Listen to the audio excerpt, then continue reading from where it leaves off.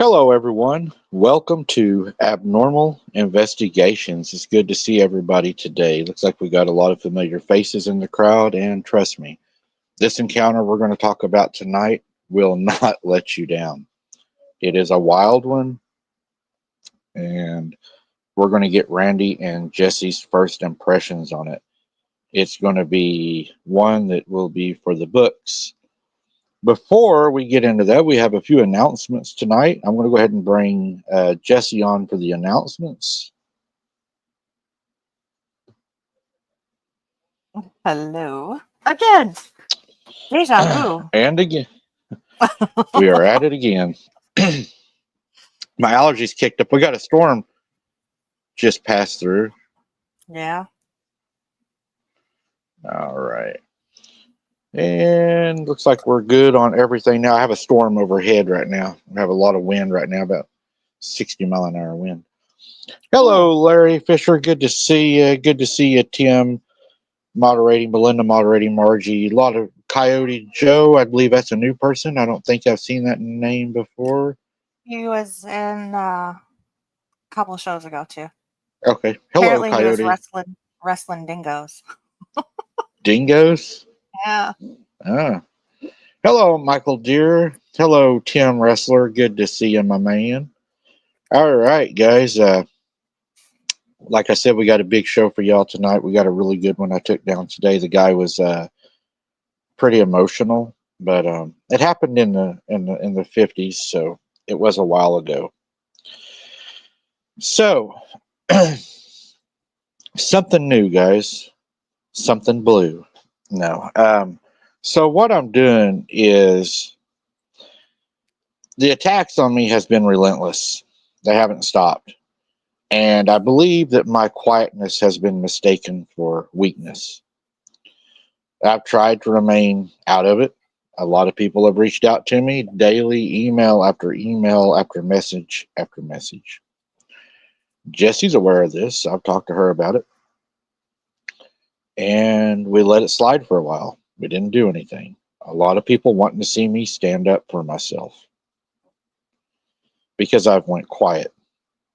I'm getting blamed now for thousands of fake accounts, which is absolutely asinine. That all I'm doing is trolling and trolling and trolling. And I've just let it slide off. And I know what it is. It's a smear campaign to try to hurt my channel is all it is. It's a credibility attack. That's all it is. But it's a credibility attack without proof. Again, it's unfounded allegations and accusations that they make without proof. And they believe that their proof is whatever they make up. But I know a lot of y'all, no, I can't say a lot of y'all, a percentage of you all don't care. Trust me, I don't want to care either. But unfortunately, I'm placed in a situation where I have to care. I have my YouTube channel, I have my family, and I have my son that have all been affected by this. So, what I have decided after a conversation with an individual that has spoken with me and Jesse is they want to put up a channel that is going to show exactly what I'm going through, my family's going through on a daily basis. They scream that they're attacked, but yet they can't show you proof of who's doing it, right? Mm-hmm. So I've asked them many times to provide the proof. No proof has ever been provided. And if it is, it's twisted. So what I've decided to do, what I've done in all of my work, is there's a person that wants to run a page that they will be creating. They're going to be running it. I'm not going to be running it. I'll probably make comments in there, and I'm sure I will read some of the stuff, but this person wants to run it. You will see this person when the page emerges. A lot of pages have tried to do this. I left them, there was a lot of controversy in them, a lot of fighting, and it just got bad. This page, with the understanding that I'm going to allow it to be done, is no filth. No filth. We over here are adults and professional. Now, I understand, spirited debate. Yeah, right, Coyote. Tim, thank you for that. God bless you. This page is not going to be a smear campaign page. It's going to actually be a page to where people that are attacked and people that have viable proof to share can share it. Now, the filth that you all will see won't come from our page, but it probably will come from the other pages, as there is people inside of those pages that are ready to share a whole lot of stuff. I'm going to show you all the truth. If you don't want to watch it, the reason we have it on a separate page is you don't have to. The only way you'll see it is if you go click on that page and you join that page. If you don't want to see it, then you just stay in the regular pages and you're going to get cryptid content. Exactly, Scott Lee. Which they're not even competition anymore on my boots on the ground. We've proven that. They Mm-hmm. don't hold a candle. And they know that, so that's why the campaign has kicked up against me. Um, but anyways, new information has came in that will be shared slowly. I plan on using this page as a page to give you all updates. Like I said, it's going to be a professional page. By all means, use your First Amendment right. Express your feelings. Express your thoughts, opinions. But we can do that without being nasty and filthy, guys. We're above them. We're not like them. Let's not play on their level. Let's Right. do it as adults and as professional adults. And let's just put the proof out there and leave it at that. We don't need to call names. Calling names is what they do. That's childish, it's immature, and it proves nothing. Proof is what we're looking for, okay? Mm-hmm. Right, Coyote, exactly. I welcome everyone to that page. Now, what we've talked about doing is, since I don't want it to be a filthy page, like I said, I'm not going to be running it, but I did set down ground rules. Jesse's aware of this. Every post will have to be approved until you show that you are trustworthy, and then you will be given pre-approval. I don't want this to turn into a bashing page. I want this to be a page where people can go find out true information. That's what I want, for it to be true information. Okay? John reached out to me. We had a conversation, and he's aware now that this page is going to be opening. I'm not sure what he's going to do with his page. He's actually contemplating reopening his page. It's come to a point, folks, where you don't have a choice but to start showing the truth. But I'm not going to let it flood my pages. We're here for cryptids.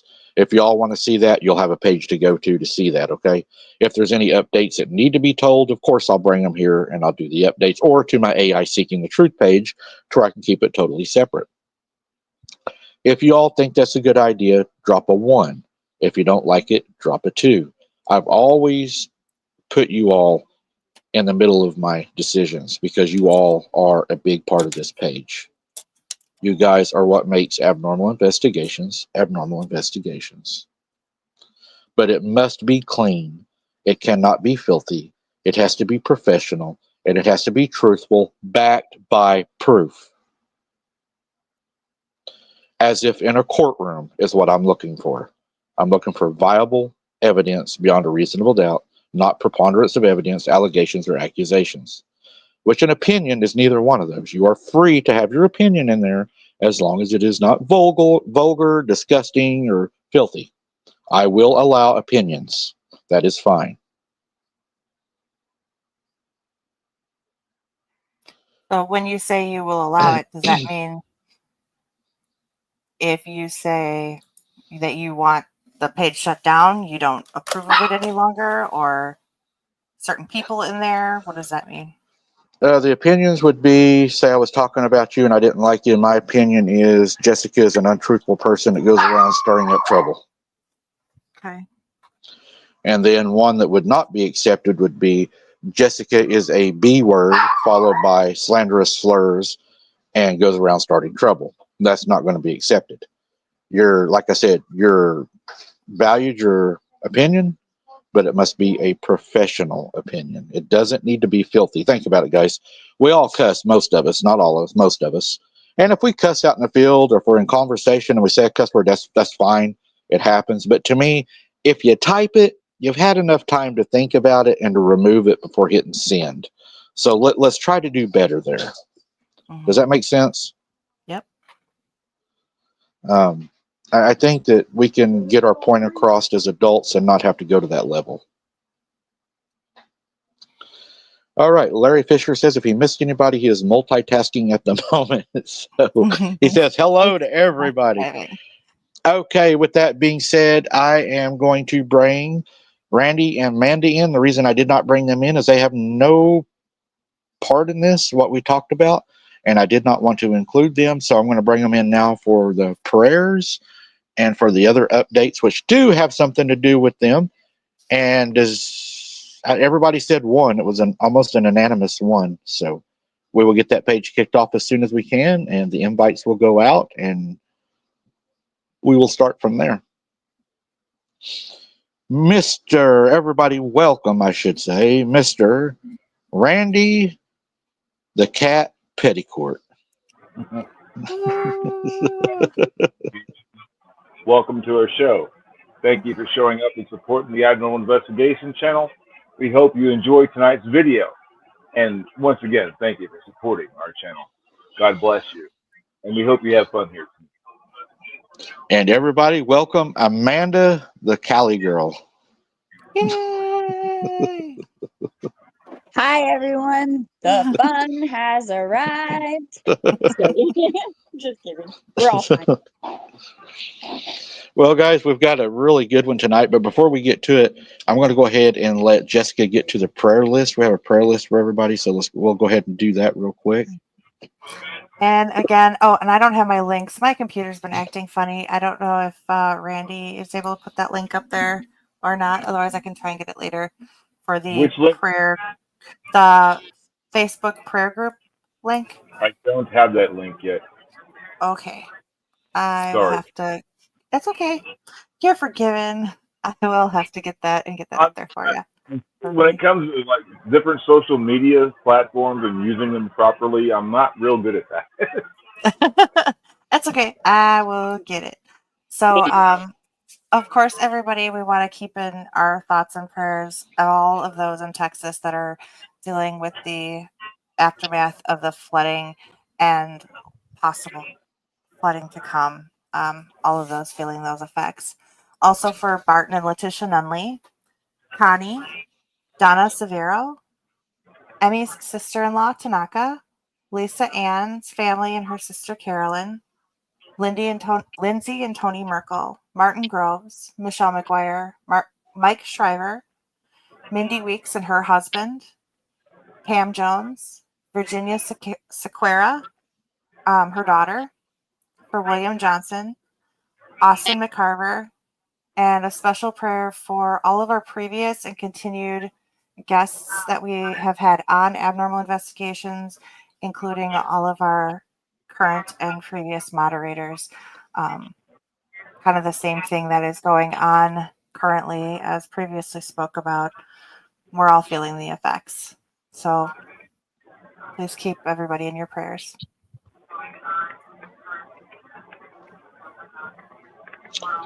That's what I With have. that one being said, Sharon Arms says prayers for my son's father-in-law, broke both his legs, femur bones, and cracked his spine. Yeah, definitely my prayers for goodness. him also. OMG. Wow. Hello Adding to to everyone the in prayer chat. list. Sorry, Jess. It's okay. Copy. Was Amanda saying something? I've got like a big delay right now. I think I do too, because I thought your mouth was moving and I was like, okay, so I didn't continue what I was saying. I was just saying hi to everyone in chat because I can't say hi, because I don't. I think it might be correct in itself, but we definitely do have it could be the storm going over right now too that's causing it. I Oh, have a storm right overhead. gosh darn it, I want a storm here. We got plenty of them here, I'm telling you. Guys, coming up, I don't know what day yet, but we have a special guest that's going to be coming on the show, and we're excited for that also. So we're going to be working on that. Randy, are you ready for your first impressions tonight? Go ahead. I was just finishing my first. What was that, Mike? Oh, you ready for tonight's show? And I've got a person telling me that somebody has some background noise. Sounds like a TV, they're saying, that's hurting their ears. I don't think. I have nothing on I'm in my room with nothing on, so.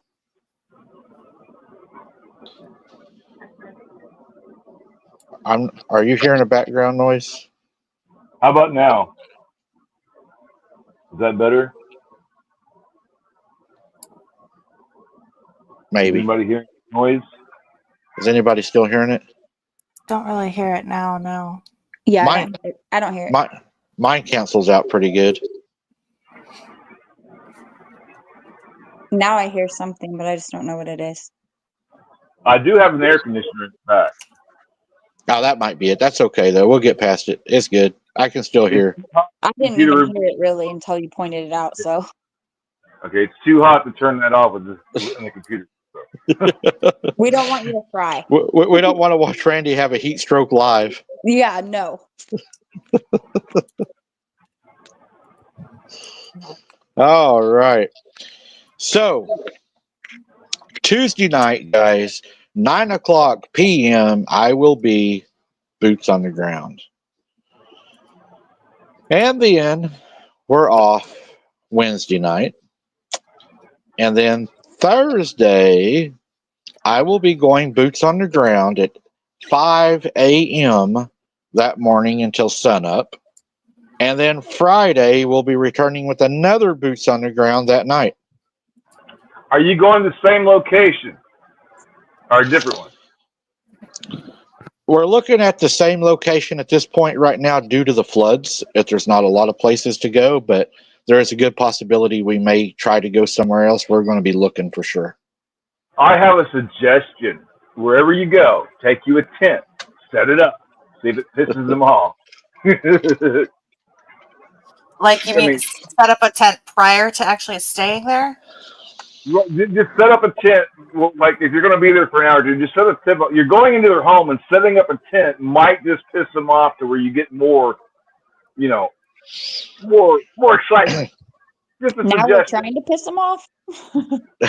You're going to piss them off anyways. You're in their home walking around. They're not going to be happy with you that you're there. Well, I'd be pretty upset if somebody came in my living room and just popped the tent too. Me too. Me too. Maybe you can see if you get a reaction. Right. I might try to do that. If I can find one of my old tents, I may do that. I've been camping in the back of my vehicle most of the time. But and if somebody to go with you and stay in the tent. Yeah, if we could all do a GoFundMe and get Amanda, a plane ticket. Yeah, let's do it. I am down. One of those big army tents and you set it up. That way you're not right by the edge of the tent, in case something does try to come through. Well, I think she should be in those one-man tents that you practically have to crawl in. What? Then they'll just pick me up and run away with me. That might go along with our encounter we're going to talk about tonight. I was thinking, there was a story where a guy was camping, and the Oh, thing no. started to burn out in his sleeping bag because he was in. I mean, if you're Right. zipped up in a sleeping bag, it's kind of hard to get out if something's dragging you. Oh yeah, especially if it wraps you up a little bit. Second worst fear activated. Thank you. You're Want to be actually. an Amanda burrito? Yeah, right. I guess at that point, I'm guessing at that point you actually are a sack of meat. Oh, man. I need that. Why does it have to be me? Coyote Joe asked, "How do I keep the ticks off of me?" Mainly, what I do, Coyote Joe, is I wear my jeans tucked into my snake boots, and then my shirt. I wear a t-shirt tucked into my jeans with a tight belt, and then an outer coat or cover. That way, they don't have any access to get inside, and that's pretty much what I do. Layers work. That's it. Just to try to keep them off the skin. Yep. And then whenever you get home, take a shower and like the old song, check you for ticks. Yeah. You might have heat stroke from wearing all the layers, but at least you won't have any ticks on you. If I start filming the sky for no reason and there's loud snoring, it's probably a good chance I've had a heat stroke. Mike, Where's the best Mike? thing Deep woods off seems to be the best thing for ticks and stuff like that. Right. I'm allergic to DEET. Oh, so what do you use? Just, What do you use?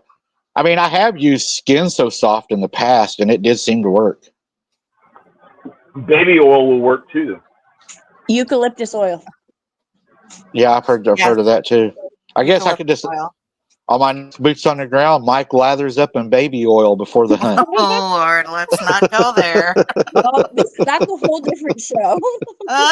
They'll be like, why is Mike putting baby oil on? Well, when Bigfoot attacks me, he won't be able to hold on to me. That's There the you theory.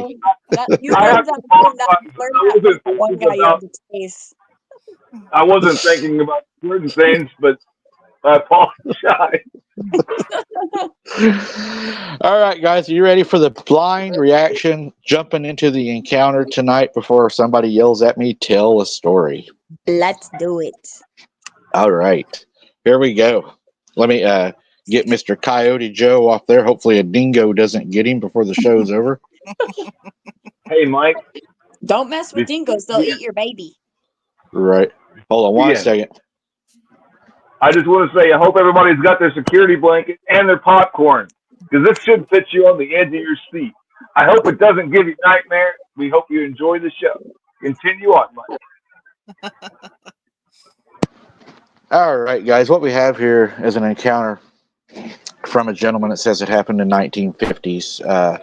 It is a pretty unique encounter. He was very emotional about it. It took him a long time to even be able to talk about this. Back in the 1950s, that was quite a while back. So, I mean, it took him a long time to be able to even tell his encounter. So keep in mind this was emotional for this individual. And he thinks that there's a lot to be learned from it. And that's one of the reasons he wanted to share it. So here we go. He said, "Hello, Mike. My name is Jordan, and I want to share something with you that has haunted me my whole life. I am from Oregon, and my friend Stoney was also from Oregon. We went to a place called Mount Hood National Forest, where we were going deer hunting and trying to get some fresh meat. The first night was perfect. We had just hiked for about 6 hours and then set up camp. It was a perfect night." Logan's still on more of my batteries. "We had just gotten everything set up and ready to cook before sundown." Yes, Mike, laughing out loud. He thought this was funny. He said, "We did make bacon, and we had it with eggs and some toast. Then for dessert, we sat out by the fire and we had some s'mores. The sun was setting and the temperature was dropping. We decided to let the fire die down, and we headed to our hot tent to start the wood stove. We entered the tent and lit the small stove. And let me tell you, it warmed up the place quite nicely, he said. We turned in for bed in order to leave for the next morning for the early hunt. We were truly excited to be here. We had both saved up a lot of money to make this trip. It was, if you will, a man's night out. The next morning, he said, we woke up and we started to make coffee. If anybody doesn't know, the smell of cowboy coffee over an open fire in the morning with the brisk fresh air of the pine, there's nothing that smells better. We had the stove burning good again. It was so warm I almost didn't even want to leave. We then unzipped the door, and to our surprise, it had snowed a lot and was still snowing moderately as we were ready to go on our hunt. And it was a little foggy. It really felt like hunting weather now. We split up, went our own ways to the destinations we had picked the day before, knowing exactly where each other was at. It was beautiful, and I was excited to try to get the first deer to beat Stony. It was always a race to see who could get the first deer. So far, it almost sounds like a magical adventure, one I would like to do. Me too. Yeah. He says it was Probably, what? I said you probably wouldn't want it to end like this one's probably going to end, though. Sure. Probably not. It was late evening and it was foggy and starting to snow a little harder. And then I heard the shot. It was like, damn, he beat me. It was late. And I knew I didn't have a chance to get a deer because the sun was setting and shooting hours were almost over. So I started walking his way to help him with his deer. As I was walking to him, I heard something up above me on the ridge. It was running and breathing very heavily. It was watery, like something was either lung shot or something. I wasn't sure. But it was still moving fast, and I couldn't see it for the dense fog and snow that was still falling. So I continued on to where I knew Stoney's location was. Then I seen Stoney standing there. He was walking toward me. I asked him if he had gotten it and where he was headed. He said that he missed it. I said, you missed it? How did you miss it? And he said, I will tell you more when we get back to camp. I'm freezing.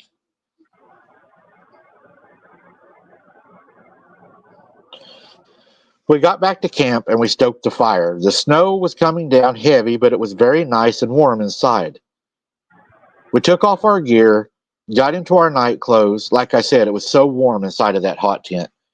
We put our noodles on the stove. Yes, we had noodles and we brought jerky for the meat.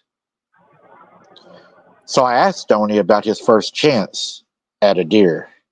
So what are y'all thinking up to this point? Is it going to be something weird or what do you think? Definitely. If it No wasn't doubt about it. if it wasn't abnormal, it wouldn't be here. Well, obviously it was something, abnormal and not right because he didn't talk about it right away. Normally, Yep, you get a shot like that. That's the first thing you want to do is spill like what happened, not wait until after you get back. that's true. And Mike, did you Mhm. save this one just because I'm going to Oregon in 2 days?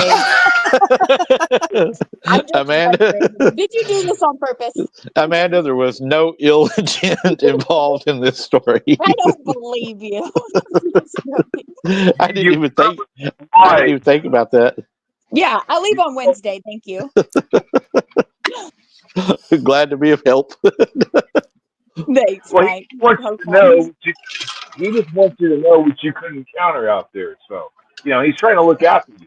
Yeah, I'm looking out for you. Don't you see? Yeah, realistically, I've already seen Bigfoot in Oregon anyway, so it wouldn't be anything new. Well, this story might change your mind. Great. So Stoney was sitting in there and he said, I couldn't help but ask him again, how big was that deer you shot at, man? Stoney looked at me and said, I heard it coming, and I knew it was big. He said it was walking heavy and that it was snorting and blowing a lot. He said he couldn't see it real well for the snow and for the fog, but he heard it coming, and the wind was just right. Stoney said that it started to go around my tree, and I knew that I was going to miss an opportunity at something large. I mean, this thing's lung capacity, the way it was snorting and blowing, I knew it was something big, he said. I could barely see it through the snow and the fog and the trees. So he'd done something that no hunter should ever do. He shot in the direction of the noise and movement. He was shooting at noise. He then said he heard the bullet hit something solid, but it didn't sound like it hit a deer, maybe a tree. He then said he heard heavy running and growling. So he figured it was a large cat and that he had scared it away, he said. I really thought I had something good, he said. But it turns out it was just a waste of a bullet. So he said we sat there and we ate our noodles, and I decided to put some beans on for the next evening. Nothing like some good old brown beans over an open fire. He said, so we were sitting in the tent. We talked a little bit until we fell asleep. But I couldn't help wondering, what if that would have been me walking to Stoney's camp in the snow and in the fog? Would he have shot at me? So I guess it's a good idea that we carry whistles with us just for that reason. And guys, it is good to carry a whistle with you out in the woods, because if you do scream for help a lot, your voice will fail you. A whistle will not fail you. So that's one of the good reasons to have a whistle on you. Pew pew rule number 1. Also, you don't shoot unless you see something. Yeah. And you definitely don't shoot at noise. No, that's To be able to, dangerous. you want to be able to identify what you're shooting at. 1000%. You shouldn't shoot if you don't see anything ever. Here, I'll be the range master for a second. Never point the muzzle of your weapon at anything you do not plan to destroy. Be able to identify your target and what is beyond your target. Bullets do not always stop in their target, and you're responsible for that bullet once it leaves the barrel. Yep. Couldn't have said it better myself, Mike. The next morning, he says, I was asleep, and I was awakened by gunfire. I about jumped out of my skin, Stoney said. Hey, there's some rabbit for the beans now, I told Stoney. I noticed a rabbit just outside of our tent, and I couldn't help but get some meat for the beans. So we cleaned the rabbit and put him in the beans to slow cook all day while we were out hunting. You know, I would have probably been pretty pissed off too if somebody woke me up with a gunshot without waking me up telling me. I mean, Yeah, me too. that would definitely get your attention. Yeah. I don't like to be woke up like that. My heart would be pounding. Yeah, that's terrifying. Yeah, I'd be like stuck to the top of the tent like a cat.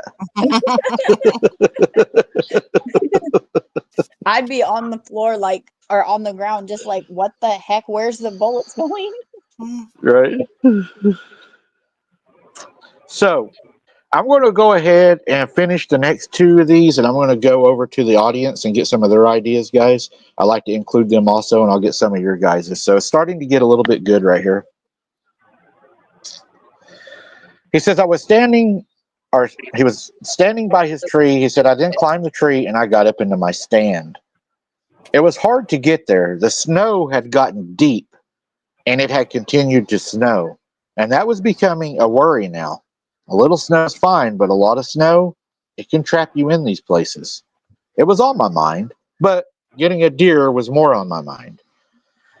So he says, I was sitting in my stand whenever I hear heavy breathing, snorting, and growling. And that's when I thought, I'm going to get the chance to show Stoney up, and I'll kill whatever this is. This will make for a great story. So I start training my weapon on where the noise is coming from. It's coming right at me. I aim my 30-06 right in the direction, just waiting to get a glimpse of this big deer. And that's when it happened. I was sitting in my stand when something struck me in the head. That's all I remember. Then I woke up in the tree with blood on my face and head. I was very dizzy. I heard something heavy running away. I was scared to death. I then started blowing my whistle, which we carried, and I popped my flare into the sky. I knew at that point I needed help and I was injured. I was bleeding bad. So what do y'all think? I think he screwed around and found out. Yeah.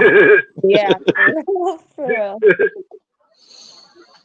Yeah. I wonder if he got hit with a rock or maybe a flying stick or something, or Or maybe a tree. Yeah. If he would have hit him with his hand, he wouldn't be here right now. That's true. Mhm. They would crush you. Or a tree. Or a tree even. Dead. Probably a rock or a stick would be my guess. Mhm. Fine, you guys win. I'm just joking. If Mike found out anyway, don't taunt these things. They don't like it, Yeah. right, Mike? They do not like to be taunted. No. You don't want to make threats toward them. You know, they take that personal. And how would you know this, Mike? Yeah, I was struck in the face on a live, and that hurt. Exactly. Yeah, I bet. Exactly. Shirley says, you know, it had to have hands to be able to throw something. That is right. It would have to have hands. Yeah, that's 888 Attraction Power says, hey, brothers. And so good to see you, Attraction Power. Glad you was able to make it. Oh, Hey, and Mike. sisters in Christ. Uh-huh.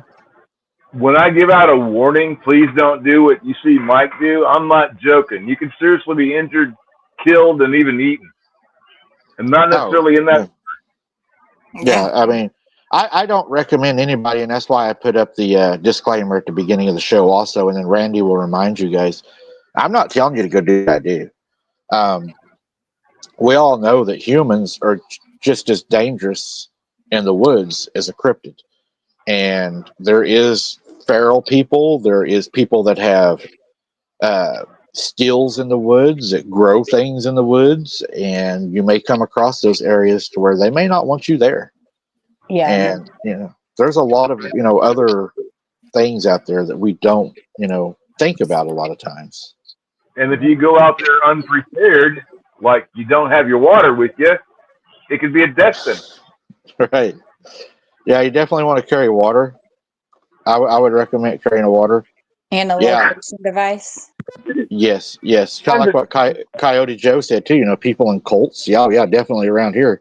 There's a lot so of many bad things that could be out in the woods. So many. Oh yeah. I recommend David Pilates' recommendations if you're going to be in the woods. Me to carry too. To carry. Yep. Hint, Mike. Hint. Get you a locator beacon. Right, and Michelle's right. That stick that hit me in the face that night, I still think that is. I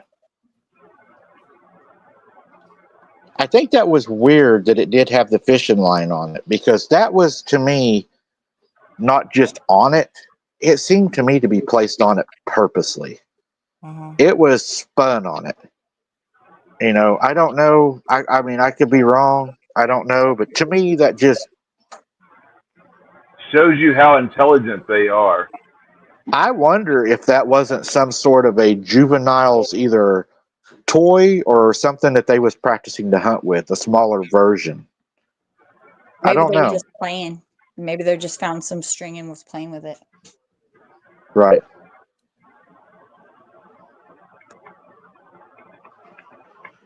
Jay Richardson, you know, I can't argue that. The Book of Enoch pretty much says that. You know, I have no argument with that.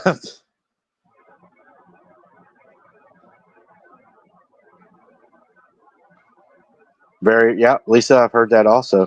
Man, we got a lot of people in here tonight with some great information, guys. I love it when the chat's like this. I mean, I can just sit here and read it whenever. I mean, everybody has such good things to bring. I mean, I love That's it. because the chat are super smart. They are. I mean, they are really bringing it tonight. I like it. What's Silver Bullet saying? Silver Bullet says, I think they are tired of Mike invading their privacy. Man, why am I always the invader, right? Everybody gets tired of me invading their privacy. That's it. Amanda, I'm going to text you all night tonight. Okay. I'm going to ask you every 5 minutes with my ADD. What are you doing? What are you doing now? Okay, I'm gonna put my phone on silent. be like, how come? Why aren't you answering me? I've called you like 12 times, and I know you're there because I drove by your house and I saw your light on, and then you turned it off. Well, Yeah, I made a trip all the way to Cali. I've never been any further than Kansas, Missouri, or Arkansas, and just barely into those states. I've been to Arkansas. Have you really? Yeah, my family lives in Arkansas. That's a beautiful state. It is beautiful. I love What, Arkansas. why are you not living in Arkansas? What's the deal with that? Because I was born and raised in California. Even though I really don't like it here, it's super expensive, and we have a dumb politician running California. But I won't get into that. Right. Well, if I was you and I had a chance to be in Arkansas, I would probably be in Arkansas sitting by a stream catching some trout. And I would probably even invite my friends to come and do that too. Just saying. Yeah. That right, Randy? Smoky Randy, Mountains, the Ozarks in Arkansas are beautiful. yeah, Yes. I think I so used too. I think Amanda should have Jesse and me and Randy all down to Arkansas and, take Yeah. us fishing. Just wait till I get my property once my grandpa passes away. Just joking. Oh no. That's horrible. That's horrible. I know, but So are you going to be moving to Arkansas? Is that the plan eventually? well, I mean, probably not, but I don't know. Maybe. I do want to live in the South. I'm tired of California, but see, the thing is, I have a 21-year-old daughter who lives here, and my mom lives here, so that's why I stay. Just pack them up. Get you a van. Just make them go. Just throw them in the car and make them leave with me. That's why they make duct tape. That is why they make duct tape.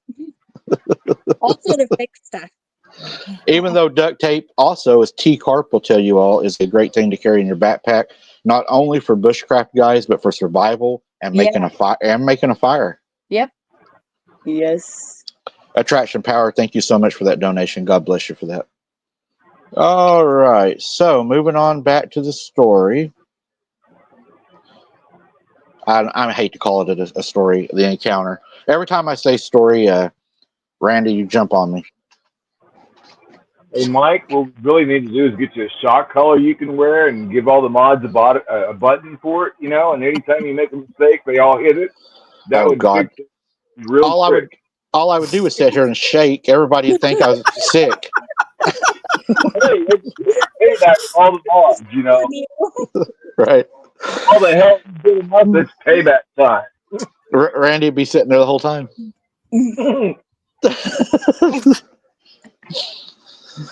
All right, guys. So Stoney, after he fires the flare into the sky, he's blowing the whistle. He's been knocked unconscious. He's dizzy. He knows he's in trouble. Fires the flare off, blowing the whistle. He said, my friend Stoney, which was always my best friend, he came running. Like his friend immediately came right to him. He said, I told him, Stoney, I'm hurt. And I told him that I needed help coming down the tree. He said, Stoney almost had that sick look on his face, like he was really concerned and worried for me. And he said, don't move if you're that hurt. I'll come up the tree and help you down. I don't want you to fall. Stoney first thought that I had maybe got my ankle caught in one of the forks of the tree and had twisted or broke my ankle.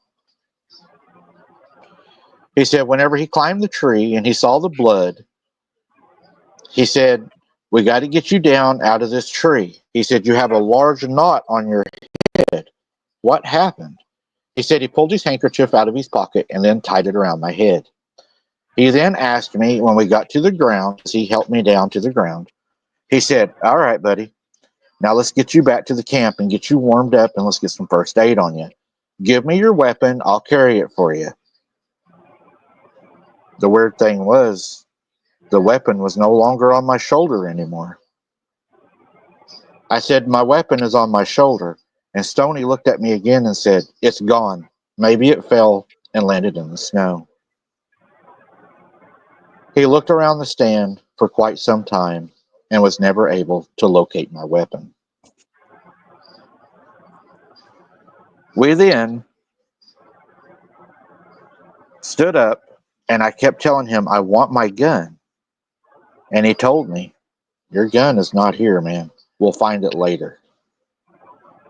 When we got to the tent, our fire outside in the fire pit that we had was spread everywhere among the ground. Our cooking stuff was spread all over the place. Everything had been gone through. Even some of the rocks around our fire was tossed out into the woods. But the weird thing was, our tent was just fine. Thank God. We got in the tent and Stoney gave me first aid. And then he gave me some Tylenol and told me to lay still. He said he was going to build a fire inside of the tent. After he got the fire built, Stoney said that he was going to go outside and he was going to get the rest of our stuff that was spread. He said it was spread everywhere. So I laid down and I was resting. He put our fire pit back together outside and he started a huge fire in it. We believe that an outside fire is very important for keeping predators away from camp. We have been taught this all of our lives. He then entered the tent and he said, you won't believe what I saw out there, Jody. He looked right at my face and said, the footprints are huge.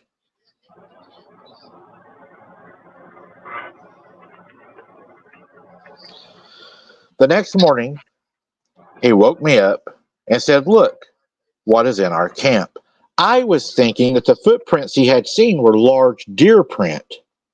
I had no idea Stoney meant something else. He said, look, hurry. And I looked out the tent and there were 2 large deer standing right in our camp. He said, let's take them. We don't even have to go to our stands to fill our tags. They're right here in camp. So I yelled at him, hold on a minute, because he was getting excited to take his deer. I grabbed my backup gun that I always carry with me that my dad had bought for me from my first deer rifle. A good hunter always carries a backup rifle. It was my 30-30.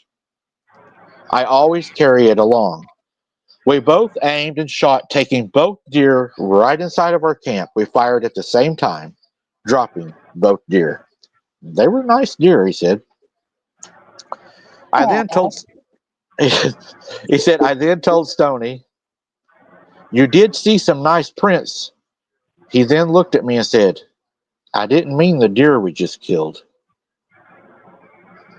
Uh-oh. It kind of makes you wonder too why the deer came right into camp like that. Yeah, because the other thing was outside of camp. Right. It was more scared of whatever was outside the camp than it was of the humans in the camp. Yep. That can tell you the level of fear it had of whatever was outside of the camp. Yeah, Yep. exactly. Right. Attraction Power says, indeed, there were many encounters of them breaking guns into pieces or bending the rifle like butter. Yep. Again, that shows that high level of intelligence to know what a weapon is. They know what a weapon is. They know. They definitely know. They know I think exactly what it does. they can smell the gunpowder or the metal itself. Possibly. Probably. Right. They can probably sense whether you're carrying or not. Yeah. Because if these beings are children of the falling angels, do we know all the supernatural abilities of the falling angels? No. Right. Then we don't know all the supernatural abilities of these creatures. Really. Right. No, we don't. Yeah, I think, and we're going to get more into sirens and mermaids as we progress. That's going to be some of the things we're going to talk about later on. I'm doing an investigation into something I'll be dropping soon that I'm looking at that really caught my interest. But yeah, a lot of people in chat are saying, they think that they gave them the deer, and that's exactly what I thought when I was getting this encounter was, they helped them get the deer. They, flushed the deer into camp, or they were trying to help them get their deer, something along those lines, hoping that they would get what they came for and that they would leave. That was what I thought. I also thought that, but we'll see if that's the case as we continue. Well, I think didn't think that. the deer were just terrified of the monster that was outside the camp. They felt less threatened of the guns that the humans had than what was outside the camp. That's my opinion. Same, Randy. That's what I was thinking too. But I could be wrong. Yeah. This is the first time, and I'm going to make a note. This is the first time of hearing this story. So I haven't heard this story before, so I'm just taking my best guess, looking at the data. Me too. Man, Jay Richardson has so many things that me and Jesse have talked about, and I do agree, Jay Richardson. I do believe that they use arrows and homemade equipment, because I won't go deep into this, but one of the reasons I believe that, Richardson, we'll have to do this on another show, is there has been a lot of people that have went out, found arrowheads, spears, old hand tools, scraping knives and stuff that were made out of rock, right? But the problem with that is whenever they went back and looked at it, it wasn't made a long time ago. It was recently made, but made the old way. So that tells us, at least, it doesn't tell us that the cryptids are necessarily using it, which I believe is a strong possibility, but it does tell us that something in the woods is still manufacturing those weapons the same ways that the old ways were. It does show that. True. Question. Are we talking recently, like within the year, or do we have any date lines on any of these? Year. Every year. Oh. Wow. And there's lots of data on this? Yes. Okay. Yes. Yeah. They also have found in some of the caves here recently where they have high presence of Bigfoot. Now, they're not talking about dogmen or anything else, but Bigfoot, like Kaylee, she's got big feet. But like Bigfoot, they're talking about finding caves that have what they call small fires, or they're not like what we would build, but they are nonetheless fires, and they're finding vines that are woven together and a bow and drill in a lot of these places that are made the old ways. So if they are making fires, and I'm saying if they are, then they are smart enough to know to do it in caves and to have small fires. What do they call Navajo fires? They have found those also, and which leads some investigators to theorize that these creatures do in fact use tools, weapons, and may actually cook their food. Now, fish, you don't have to cook fish. You can eat fish. Nope. You can pull it right out of the lake and eat it. So maybe some of the things that they're eating, like the fish and stuff, they don't cook, but maybe there is some things that they get that they do cook, like, roadkill, or something like that that needs the bacteria to be cooked out of it. I don't know. I'm theorizing, but I know there is people talking about that. And OCSG, another great point. Could be feral people making it. Absolutely. True. You don't ever know what's out there. Exactly, Shirley. I mean, if monkeys are using tools, and we know that these creatures have such a higher IQ than a monkey, then why would they not, right? That's a very good point. Man, our people are on it tonight. Look at that. Our people are like, you see that, Randy? All these stuff is coming through these people. That's the whole point of iron sharpening iron. When you get people with the same mind sharing information, you learn from each other. Yep. And this is people coming together and sharing their experiences, so that we can realize that, hey, we're not crazy. These things, these supernatural things do exist. Right. And there are dangers out there that we were told don't exist. We were lied to. Well, I And it's might be a time little crazy, but they still exist. it's time that I'm a people little know crazy that too. that's been kept secret from us. Mm-hmm. Yeah, I It's mean, hard how to defend yourself against a vampire or werewolf if you don't think they're real. y'all want to hear something? Now you're going to make me say it, Randy. You always read my mind now. I was trying not to give my secret away, but now that you said that, I have to. I'm going to be doing a show on vampires I think is going to blow everybody away. And I haven't even told Jesse about that. I've been working on it, and I am absolutely amazed at what I have found and what I'll be sharing. So Ooh, I'm excited. I'll call you late. I'll call you about 3 a.m. tonight and tell you about it. All right. I would recommend boots on the ground in New Orleans looking for vampires. I just wouldn't recommend that.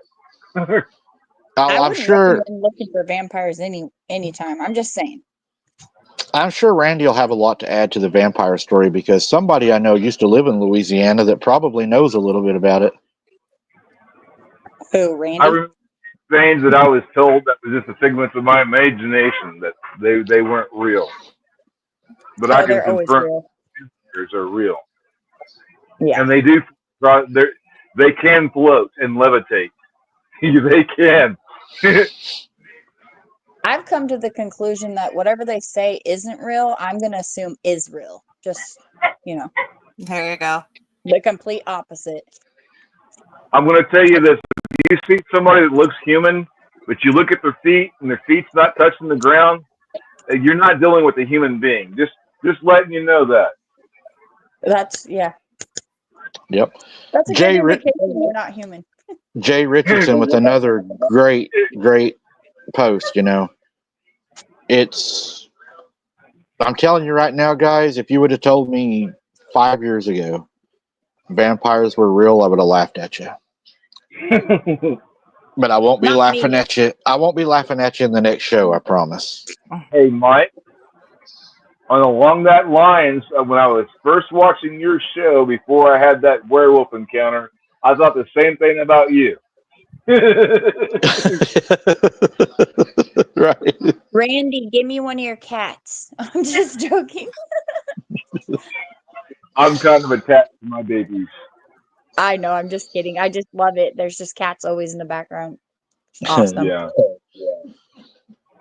So he said, after he told me about the prints, he then walked me over and he showed me the prints. Mike, these were prints like something I had never seen. They were huge, and they did look humanish. And the reason I say humanish is because they had 6 toes each. But they also were barefoot in the snow, and no man would have been out here barefoot in this kind of conditions. At that point, honestly, I was afraid. And then he told me there's another set over just behind our tent that aren't as large. We went and looked at those, and they were 3-toed footprints.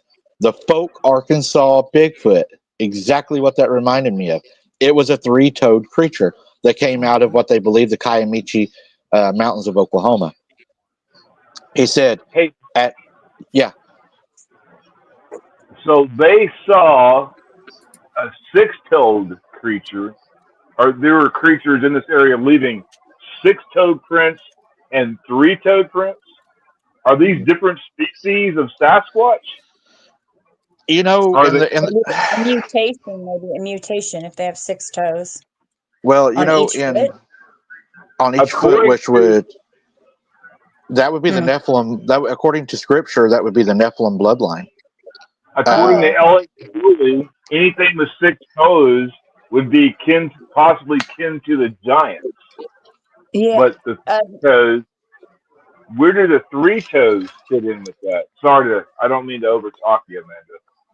Oh, no, you're not. I was just saying that I thought giants had 3 toes, and then the trolls had 4 or something like that. I don't know. I could be saying it wrong, but Giants have 6 toes.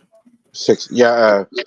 Giants were believed to be Nephilim descendants of the 6 toes. The Indians, they used to say, how? And they put their hands up. They said the reason they would do that was when the humans would do that they were interacting with, to make sure they didn't have 6 fingers. That's one of the theories. Another thing is the three-toed one. If you will go back and read about the Folk, Arkansas encounter in the bean field, and I believe the guy's last name in the bean field was Crabtree, got one of the best footprints. It was a three-toed one also. Was So that the cripple one? The cripple cast? I think No. so. I don't know that it was crippled is the thing, because Oh, okay. this thing traveled from the Kiamichi Mountains of Oklahoma. Uh-huh. They theorize to Folk, Arkansas, and then it was later found even down into Louisiana. Oh, So okay. if this thing had that much of a travel, I would say that it was probably not injured or had any kind of problems moving about. The crab trees in Folk, Arkansas, they was attacked at their house. I mean, it came through the window. It grabbed one of them. It Yeah. threw him out in the yard. He was put into the ER. It was a big ordeal. It's really worth looking into. John said trolls have 5 toes and a keyboard. Yeah. Gotta watch out for those kinds too. Yes. Yeah, we Yeah. don't like those. Sometimes I wonder if they're not the worst. So he says, I walked They're over way worse. and he says, I looked at the three-toed ones and I was like, what is going on here, right? Because they're all barefooted. He said you could tell they're barefooted because the snow is up between the toes on the prints. Hmm. He said at that point, I honestly wanted to just clean the deer, leave, and go home. He said it was still snowing, and I knew we couldn't leave in all the snow. The snow was deep. We had a lot to pack out. It would have been too hard to pack out in that deep of the snow. He said, Mike, and this is where he straight said it, I was scared really, really bad at this point. So he says, what we decided to do was to gut the deer and clean them. That way, at least the deers would not rot and we would still have the meat because it was cold enough. We wasn't worried about them spoiling from the temperature. So we was going to gut them to get the guts and the bacteria out of them, field dress them, as some people would call it, and get the deers prepared to be able to move them. Stoney says, I got to measure them footprint. He said he was so adamant on wanting to measure the footprints. So he goes out and he measures the largest ones. And it turns out the largest one was 19 inches long by 10 inches wide, sunk deeply into the snow. But there were smaller ones, but he never did measure those. He seemed to be more interested in the large ones. We then took the deer in our hot tent. Our hot tent had a front room and it had a rear back room that was separated by a zipper. So we closed the zippered back part and put the deer back there so that they would stay cold, but they would not be exposed to the elements and to the animal for safekeeping. By closing that off, we had made pretty much a portable freezer. Stoney and I went into the tent and started to get a plan together on how we was going to leave because we both at this point, we wanted out of there. Of course, I would want out of there. Mm-hmm. Let's see. Somebody asked you a question. I didn't see all of it. They want to know what Carla wants to know what was hanging off your necklace the other day. Oh, there's some thunder. Oh, it was a Bigfoot pendant. So that night, he said, we made sure that we were prepared. We stoked the outside fire, and I mean, we had a bonfire outside, he said. And then we even lit a lantern and left it burning outside by the tent to make sure there was plenty of light outside of our area to deter any predators. Teresa, thank you very much for that. God bless you for that. He said it was about 11 p.m., and that's when things really started to happen. We started hearing heavy breathing. Then we heard something whooping and then whistles all around our tent from the darkness surrounding the tent. All I had was my 30-30 that my dad had given me. And Stoney had his 7mm Magnum that he had brought. We decided to just be quiet and wait and see if they came into the camp. I was so scared that I actually started to get diarrhea. I had a very upset stomach.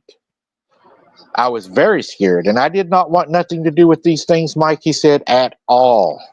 I wanted them to leave us alone so we could go home. And then, as we were laying there, our thoughts started running away with us, and we started to wonder, did Stoney shoot and wound one of them? Was that what he shot in the darkness and in the fog? Were they here for revenge? Yeah. So what do y'all think about that? That's what I'm I think they thinking. were there. They're mad. Thank you, Walter. Appreciate that. I would agree. They seem agitated. Mm-hmm. So do y'all think that he shot one of them? Yeah. Shot one or shot close enough to where it pissed it off. I mean, he made the comment that it was heavy breathing, or Stoney had made the comment that there was heavy breathing and such when it approached and he shot. But But the person telling the story stated that he heard it almost gurgling as it was running away. So did he do a chest shot? Right. Did he hear anything scream? Nope. Just a shot, and it sounded like the bullet hit something solid, and then something running away is what Stoney said, and then Jody, heard the running and the breathing with like the water in it, like what he thought could have been a lung shot. So that might have been why it couldn't said it. scream, because its lungs are blown out. Mm-hmm. And Stoney, we now know by the last report here, he was carrying a 7mm Magnum, which is a pretty powerful rifle. Yeah. A 30-30 is a good one, but not for a Bigfoot. Right. A 30-30, even at 150 yards, it's still, it's really close right there to the 30-06 as far as kinetic energy. Yeah. But I'm not going to get into bullets because I'll drive you all crazy. Yeah. 30-30s are good guns. Yeah, they're not a bad gun. Pew pew. I like them. I do too. If I know where Bigfoot's at, I think I want something big like a 50 cal. Yeah. There you go. That's what you're going to need, and then you still might just piss it off. I'm thinking 4570 guide gun is something I've been looking at in the stainless steel. Oh. Well, if you look at the Bible, David and Goliath, if you hit them in the eye socket, they're weak in the eyes. There's no armor in the eye socket or in the eye. That's true. You can if you can hit anything in the eye, you're a good shot.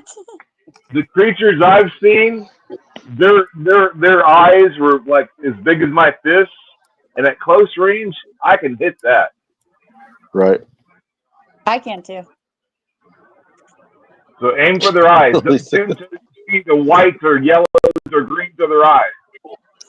My son can hit anything from any distance. He's like a sharpshooter, and he's only 14.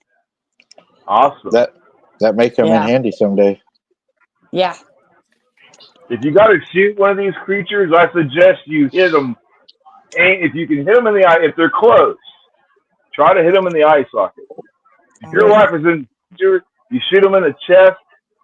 I don't know if that's going to kill them before they get to you and kill you. If you hit them in the eye and hit them in the brain, you might survive the encounter, but I hope they don't have friends. The critters I've seen them in groups of singles, twos, all the way up to as many as 12, all at one time. Wow. Yeah, I suggest you don't shoot at them unless your life's in danger. Unless you think your life is in mortal danger of being killed. Otherwise, you could end up taking an encounter, and you could be ending up on missing David Pilates, missing 411 by, you shoot one, but remember, a lot of these times that I've seen these critters, the werewolves, they weren't alone. Yeah. They'd That's be able to scary. kill I one. don't think anyone was alone. Mhm. But unless you know your life is in mortal danger, I wouldn't shoot at these creatures for just like this story, what we've seen. I mean, this whole situation could have been avoided by making sure you're identifying what you're pulling the trigger at. Yep. Right. Yeah, I mean, they might have been out hunting the same as these guys were, and they're just Yep. walking, and then all of a sudden, one of them says, "Oh, there's a hunter in a tree," and which he said, it did try to avoid him to go around him, and then he shoots it anyways. Yeah, that was his bad. So yeah, I mean, probably want to know what you're shooting at. And Kelly, thank you for joining. Good to see you. Glad you was able to join us tonight. Sorry I spelt your name wrong the first time. This finger wouldn't stop when I was spelling. Hey, Mike. Yeah. Sorry to change the subject here, but when we lost signal on that last boots on the ground, I was a little bit concerned about you. just a little bit. Yeah, I got a little bit concerned in there. I think we might talk about that after this encounter. I think we'll talk about that a little bit, and then the boots on the ground we got coming up Tuesday night, and kind of see what our game plan is going to be a little bit. Kind of what I'm looking at doing there. I think we're going to do something at. I think we're going into the woods, guys. Give you a little hint about what we're going to talk about. But let's go on. Hey, you gonna take that stake suggested to bring the super apex predators in closer? Take some raw meat, draw them in. You want to get video of them? Feed them. I'm hoping that if we go into the woods, that I can get you all at least something on film. That's the hope, is that they will close the distance in the woods to where they won't close the distance in the field. That's my hope. We'll talk about that here in a minute. He says, while they're inside of the tent, we then heard a loud crash. And then the fire outside, the bonfire, goes out. We opened the tent flap, and the fire pit was full of snow, like a large snowball had been tossed onto the fire. The fire was completely out. We then closed the flap, and we sat there, listening to the noises outside of our tent. And then the shadow of something bipedally ran through the camp, grabbed our lantern, and then we heard the glass bust on the lantern, and then it was total darkness outside. Oh, man. It made them mad. Yeah. It made them mad. Yeah. Teresa says, Mike, you should have Fred Rawl from Subarctic Alaskan Sasquatch on your show to interview him and share his encounter. He is a native of Alaska, and his phone number is on his YouTube channel. Teresa, could you send me that information if you would, please? And yeah, we can reach out to him and see what he's got to say for sure. And thank you for that too. He said it was total darkness outside now. Of course, we were afraid, and I would be afraid too. He said we could hear them now breathing and walking in the darkness. This feeling no one wants to ever experience. Stoney said that we were the prey now, and that made me even sicker. I looked at Stoney and said, why would you say that? I was aggravated that he would even call us the prey. I think Stoney right now is starting to get scared. I think that he is realizing that these things are maybe hunting them. They're in mortal danger, and he's seeing that right now. I mean, that would be a sobering moment, wouldn't it? You're out there in the middle of nowhere, injured, and you realize you got whatever these. That'd be scary.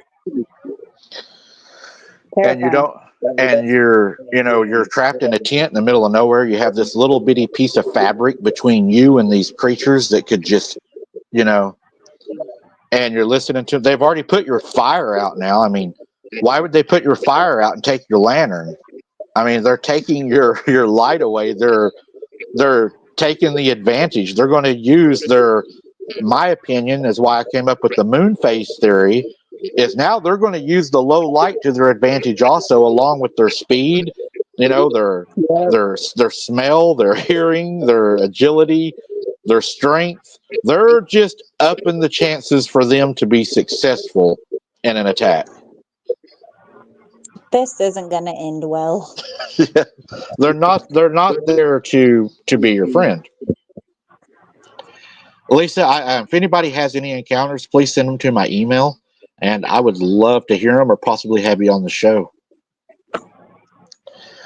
He said, we took our rifles and we laid them beside us. And Stoney said, let's play some cards and try to calm down, man. We laid the cards out, but we barely even played any cards for looking around the tent and listening. We could hear them stalking our tent from the darkness. And then something happened from the pits of hell that I will never forget. One of them stuck its effing hand underneath the side of the tent and tried to grab anything that it could and then jerked its hand back. The best I know how to explain this hand was a very large human-looking hand, but as wide and as thick as a 4x4, covered in hair, with long fingers, with long human-like nails, not claws, human-like nails, and he was trying to grab whatever he could, and as he ran off, he made the noise kind of like he said, ooh, ooh, ooh, as it ran off into the woods. He said, I have no doubt that he tried to grab me thinking that I was injured and that I was laying next to the side of the tent. He was trying to grab the injured person. He said, that is my theory.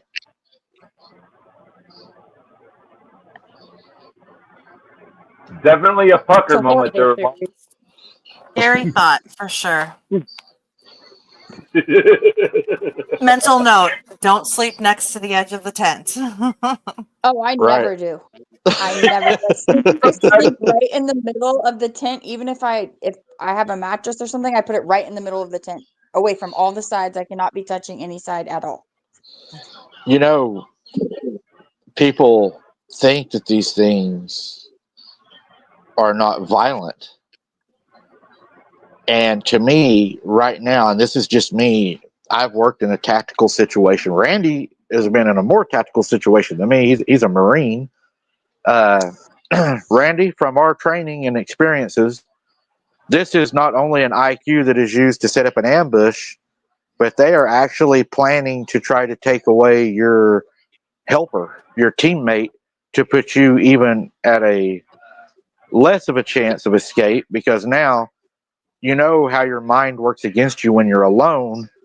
And if they take or would have took somebody with the fire and everything out, they're initially setting an ambush. I mean, they are actually setting an ambush. It would be no different than a special team moving in that had night vision, right? They got better vision than us, so let's take their light out and let's use our night vision and then go in. Not only that, but they also injured a party. Yep. And they know that. They could have killed the guy, but they didn't kill him. They injured him, therefore slowing the other guy down. Highly, highly intelligent here. I mean, this is like right out of a playbook here. And people think that these creatures aren't that smart. This story shows you the intelligence of these creatures. I do believe even the Bigfoot would be considered a super apex predator. They're a lot smarter than we are, and when you enter the woods, you're entering onto the food chain of whatever creatures in that area. And right now, they're at a huge disadvantage. They've destroyed one of their weapons, or tech one of their weapons, and they've injured the guy. Therefore, slowing them down as a unit. If these creatures wanted to kill them at this point, they very well could get it done. Because they're in the dark, they don't have night vision, they're in a horrible situation. Imagine being this guy that's injured. Put yourself in his shoes. You're injured, you're bleeding, and you just had a Bigfoot or some kind of critter try to grab you from underneath the tent. That would really scare the hell out of me. I don't know about you guys, but you know, you're dealing with something that's probably a lot smarter than you at that point. And then also, you know, Randy, it also shows that not only are they that intelligent, they're showing that they have the ability to work together as a team. They're doing teamwork. And they're not talking, and they're not using radios and communications. They're working as a unit. We're not doing it. They're doing, they know what they're doing. They work well as a unit. And I have a theory that they share a linked mind. Yep, me too.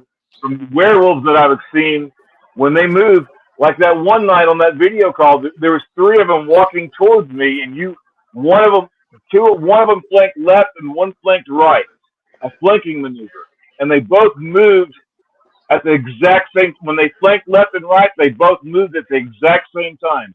And you told me they're trying to flank me, that I needed to get the hell out of there. And I've witnessed this over and over again with these creatures.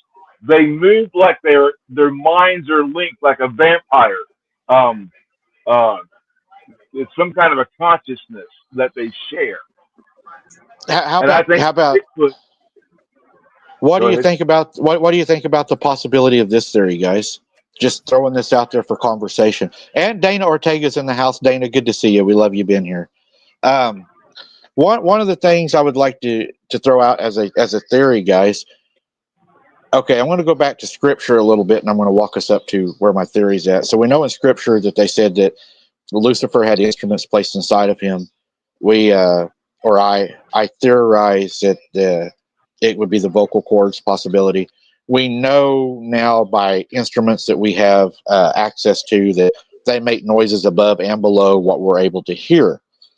So my question is, they don't really need radios if they're capable of talking higher and lower than what we're able to hear. And when I'm on the boots on the ground, are we getting EVPs from spirits, or are we hearing them talk in their language across the microphone that is picking them up talking, because it can pick up higher and lower frequencies and then transmits it to a frequency that we're able to hear? Is that what's happening out there? And if that is happening, would that be something in the future that investigators could go out with, is to have a hearing device on, like the speaker of a recorder, to where we can talk, and it will also pick up those, almost like a voice box, not exactly, but would transmit at the higher and lower frequencies to where you're able to hear it. So now imagine you're out in the field hunting these things. Not only can you hear the noises they want you to hear, but now you're hearing them communicate on your level at their spectrum. Imagine that.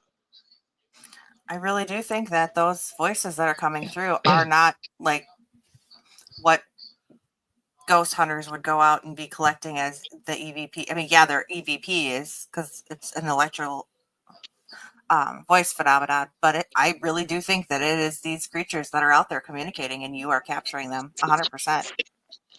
That would make sense why it said my name. That's just my theory, guys. That is just my theory that I've come up with. It could be totally wrong. That's just my theory. I mean, well, we have a hypothesis. Now we need to test this somehow. Yeah. You're coming out with this information based on your years of experience in the field, and I find it amazing. It's something to look into. I think one thing I'd like to bring up is, like, last boots on the ground that night when it was talking Amanda, and Amanda wasn't with you.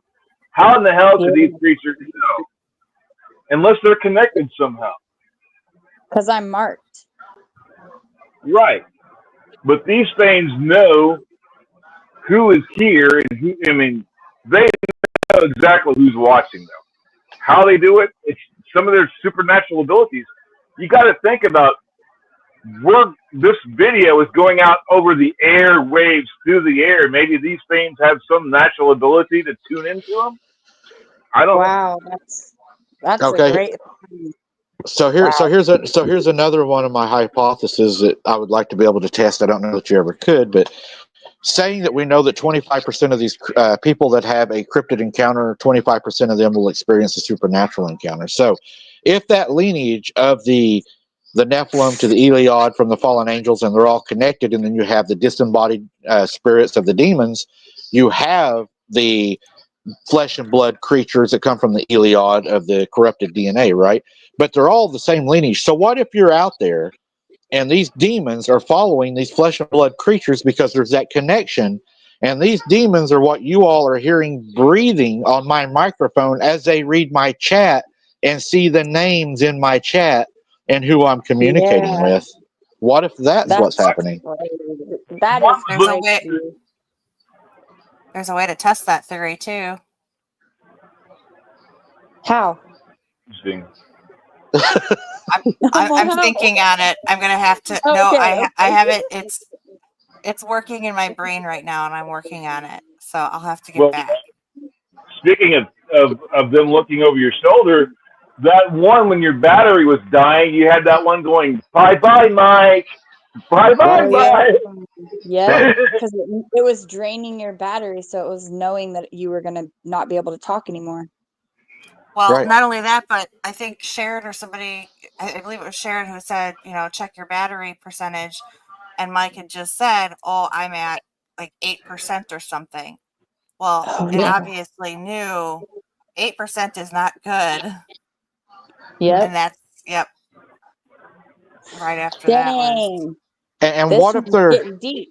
what if they're not sniffing me? What if that is just them breathing, reading my chat? What if this is a what if? This really sounds like it's sniffing you, though. This makes so much sense. There's something I'd like to talk about. Okay. I can remember the time I walked up on 12 of these creatures sleeping. When I first walked up into the circle of them, I couldn't identify what these objects were until I got like danger close to them. Before I could see these horse-sized wolves. At a distance, they were almost blurry to my vision. They were blurry to my vision up until I got real close to them, only a few feet away. I'm wondering if they have some way of naturally bending light around their fur or their skin. If werewolves can do it, perhaps so can the Bigfoot. But that's an observation that sometimes. And one night, my wife had these werewolves were 6 feet away from her, standing in front of her, and she did not see them. I could see them. She did not. So, close to her, I was able to see them, and she was not. I don't understand some of these things that I've been. So, a couple of things too is Sabrina says that when she plays slow motion, that some of the sounds that we can't make out, she can make out on slow motion. If you have any of those clips, Sabrina, I would love to hear those. I did not know that, and that's something that we'll look into. But another thing, and this is going to be directed at you, Randy, is Romans made a statement, and I have heard this from many of my viewers. When they watch my content, they have things start happening to them at their house, and things start acting up. They don't like to be talked about. So, Randy, you have something in common with Romans, don't you, about whenever we talk about these things or whenever you watch this stuff, correct? Oh, yeah. It can get really active here.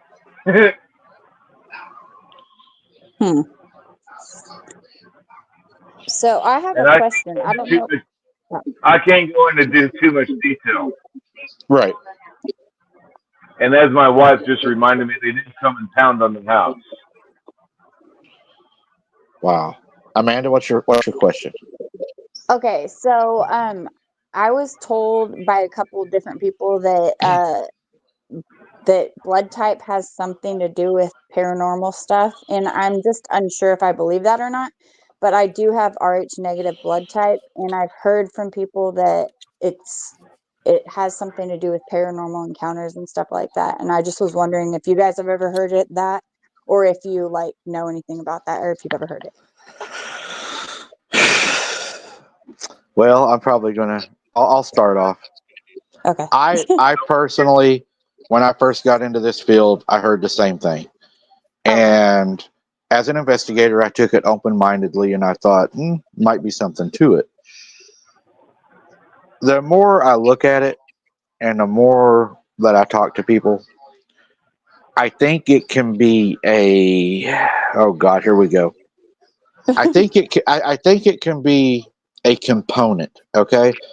And the reason I say that is because if your ancestors practiced in the spirits of Native American beliefs or any other beliefs, worshiping any kind of God, then we go into what I believe we call the generational curses.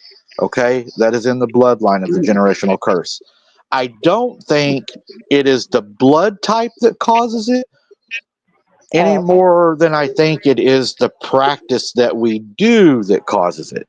I believe it is a generational curse that can follow any blood because anyone can have that connection. But then again, there is a component to the generational curses that if that is practiced along the bloodline, then of course those unfamiliar spirits, aka demons, they are going to follow that bloodline and they're going to try to get you to follow the same thing as what the others done because they love to be able to do that. They know our lives and our past history better than we do. I mean, they don't die, they're eternal. They have been here from the beginning, they'll be here till the end. So they know everything about us, everything about our family, our family's family, our grandpa, all the way back. So I think it has more to do with the bloodline along with the generational curses more than just because you have a certain blood type. That's just my theory, and I'll let Jesse and Randy go with theirs. Well, I was just kind of commenting back to Michelle. I agree with you. I don't think it really does matter. And again, if you're going to put yourself into that category, I think it's almost a false sense of security for some too. That if they hear something like that and go, "Oh well, I have positive Rh positive blood. I'm not going to have any issues with that. I have positive blood. I've had experiences all my life." Michelle McGuire said her and her 6 siblings all have Rh negative blood, and she's the only one that has had these experiences. I don't think it's dependent on that at all. I mean, I think I think there's a lot of people that, I mean, you fall into that category, but I don't think it really does have a dependency on your blood type. Oh, okay. Well, I know Rh negative, there's only I think 16% of the population that has Rh negative blood type, so it's pretty rare. It's like the rarest blood type there is. Right. Yeah. I think that blood types, hair color, eye color can put you in more danger as far as cults because they do look for those traits. I remember back around Halloween, whenever I was younger, one of the warnings that would go around from the police departments and everything was all blue-eyed, blonde-haired kids.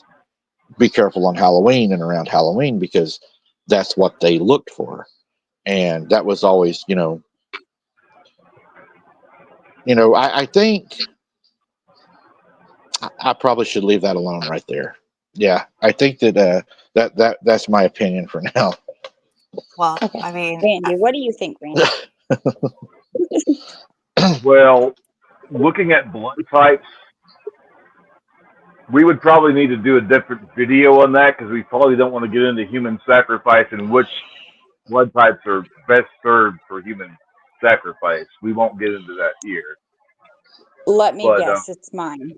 when it comes to paranormal stuff, I have positive blood, so I think it just varies on what you've been exposed to, where you live. Perhaps if your family has done things. Well, you I can't think change your blood type. You're born with your blood type. You can't change it. no. Yeah. Right. I don't think the blood type matters when it comes to supernatural experiences, but blood types can vary. Like Mike said, which we probably won't go into that either. I think Sorry, I it's know that was off topic, but I wanted to know because no, I no, no. figured I I want might as well ask you guys. no. I love those questions. It's just because of the platform we're on, we have to be careful because we could lose Yeah, everything. yeah. What I would recommend Yeah. is if you think that you're being targeted because of your blood, what Yeah. I would recommend, this is me, this is my opinion, I'm not forcing it on anybody, but this is what I would do if I were you. If I were you, just what I would do. I would pray to God and I would ask Jesus to break all of my past, the past demons, your generational demons, your curses, anything, and ask God to renew you and to stop it at you and your bloodline and to cleanse you and to do away with all of that and then move forward. I don't have any bad things that happen. I just was wondering because I have RH Right. negative blood, but I have had like paranormal things and just different things. And I saw Bigfoot when I was 9, so I was just wondering if you guys had heard that or not. Well, you seeing Bigfoot at 9 years old. Now that is another story. I'm going to get back to the encounter in just a second, but that's another story because you did see Bigfoot at a younger age. I do believe makes you whatever you want to call imprinted or you have been Mark, marked. yeah, I absolutely do believe that because I have so do seen I. evidence to support that. And the evidence that I've seen that supports that is my mom. She had the same thing happen to her at approximate same age. And growing up, they felt like it was always more interested in her. It was always after her. She can't even go fishing with us at night sometimes because it gets so damn bad because they won't leave her alone. There is some kind of connection. I don't know if it's because she was the first one to see it. It was the age that she seen it at. It was that, eye to eye connection they had. Something happened that caused it to focus on her and to never stop focusing on her. I think it's probably because she has a good heart. Like Oh yeah. that's what I believe. My Like mom has it's a big, big heart. She's a good woman. yep, She's got a big heart. yeah, She's a Christian. She's a very big Christian. And yep. if we go back and if my theory is right, and I believe Jesse and Randy believe the same way, if the theory is right that they do come from the fallen angels, the biggest slap in their face was the creation of us. Yep. Because we are the biggest failures if you think about it. We fall short of the glory of God. None of us are good enough for heaven. We sin every day. We are not even we're not even worthy of the sacrifice Jesus gave us. But yet the angels, they lived amongst, in heaven and were in the Yeah. presence of God, and still because they fell, they have no chance. We are given a chance daily by the blood of Jesus. We were the biggest slap in their face. And thank God Jesus loved us so much that he went to the cross because he could have turned around and said, "They're not worth it, Father." He had 10,000, what was it, 10,000 legions that were ready to come and defend him. I mean, and I may be wrong in that number, but thank God Jesus loved us so much, just like he said on the cross, "Father, forgive them, for they know not what they do." He loved us the purest love there could be. He took on the filthiest sin of the world, the downright filthiest, all the way to what people would call a white lie, put it all upon himself, and he defeated every bit of it. So that is my father. Glory to God on that. Amen. Amen. Amen. But yeah, that's what I think, and I'm going to stop there because I could go on. We'll go back to the story. That'll be another show. Uh, he said what we decided to do the next morning was to get the deer and travel as light as we could out of the forest. We decided, hey, we got our deer, right? So we're not going to leave our deer. We're going to take our deer with us.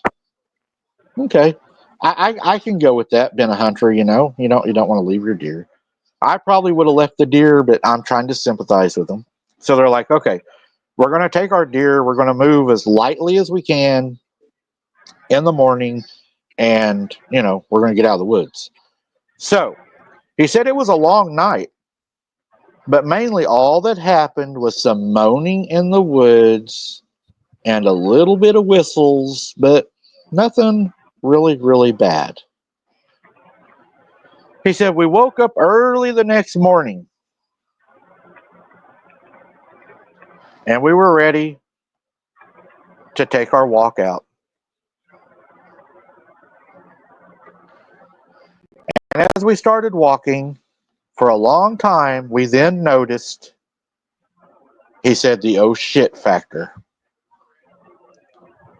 We're lost.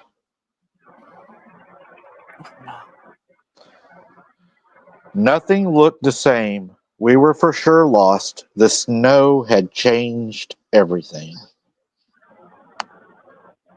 Amanda, don't get lost in Oregon. I will try my best. He said we walked and the sun started to set. We knew we was going to have to camp in our small one-man tents again for another night. Our nightmare kept getting worse and worse. We stopped and we cleared a spot and we got some wood for the fire and we made camp. We got the fire going, and I mean, we had that fire going, he said, and we started hearing tree knocks, and that's when the rock throwing started. We had large rocks landing all around us, but none of them ever hit us. They just landed close. Then all of a sudden, it got so quiet and peaceful like nothing had ever happened.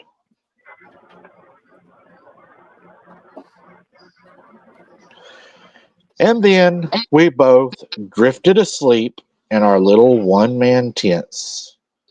The next morning when I woke up, I called for Stony and he never answered. I got out of my tent to wake him up, and I noticed that Stony was gone along with his tent. My first thought was, that sucker left me. He's trying to get a head start on me. But then I noticed there was something red in the snow. Oh no. I walked over to the snow, and there was a pile of blood, along with large footprints and a large wide drag mark that led off into the pines. Something had took him in his tent in the middle of the night. No. Oh, Stony. Yeah. He said, I was so afraid. And then all of a sudden I thought to use my cell phone and to use the GPS on my phone to make my way at least back to the service road. I made my way to the truck and I called for help. A search was made. They looked for him for several hours. And then we received the phone call that they had found him. They found him mauled beyond recognition inside of his tent. They also said that they found bear scat with parts of Stony in it. But they said he was found in his tent, shredded beyond what you could even recognize. He was hung up in some limbs suspended off of the ground. I knew what I saw, and I knew bears don't tie people up in the trees. But they called it a bear nonetheless, and that's what was in the report. But the weird thing is, Mike, that I will never forget, they said they found Stoney's whole deer laying right underneath him. Nothing taken from it and nothing ate from it. Wow. So That's that a tells horrible you, ending. they did not take the deer to eat it. This was a revenge orchestrated attack because Stoney shot one of them, in my opinion. That's why Stoney was taken. Yep, that's what I think too. And he paid with his life. And to be tied up in a tree, bears don't tie you up in a tree. And he was shredded inside of his sleeping tent. He was shredded inside of it. Nope, animals can't tie.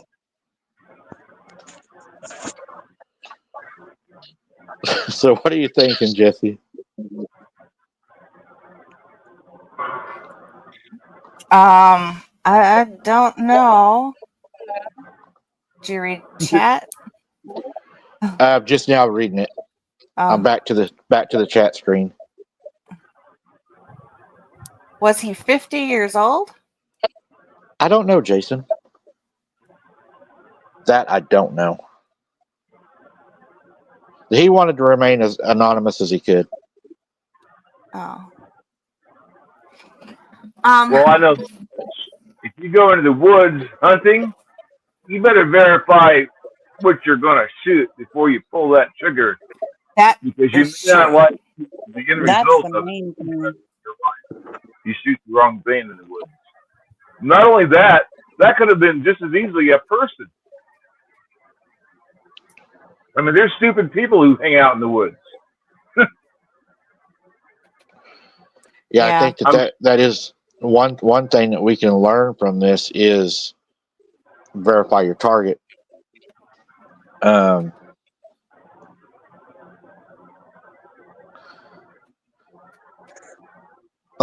looking at the thing, guys, and let me see. I'm going back. It was not a cell phone. It was a satellite phone. If that makes a difference, I don't know. Oh, that could be. I don't know anything about that stuff. I don't even have a GPS myself. We know. Thank you, Amanda, for making that point. Anytime. We hope on your next boots on the ground, you don't leave your damn water bladder at the house.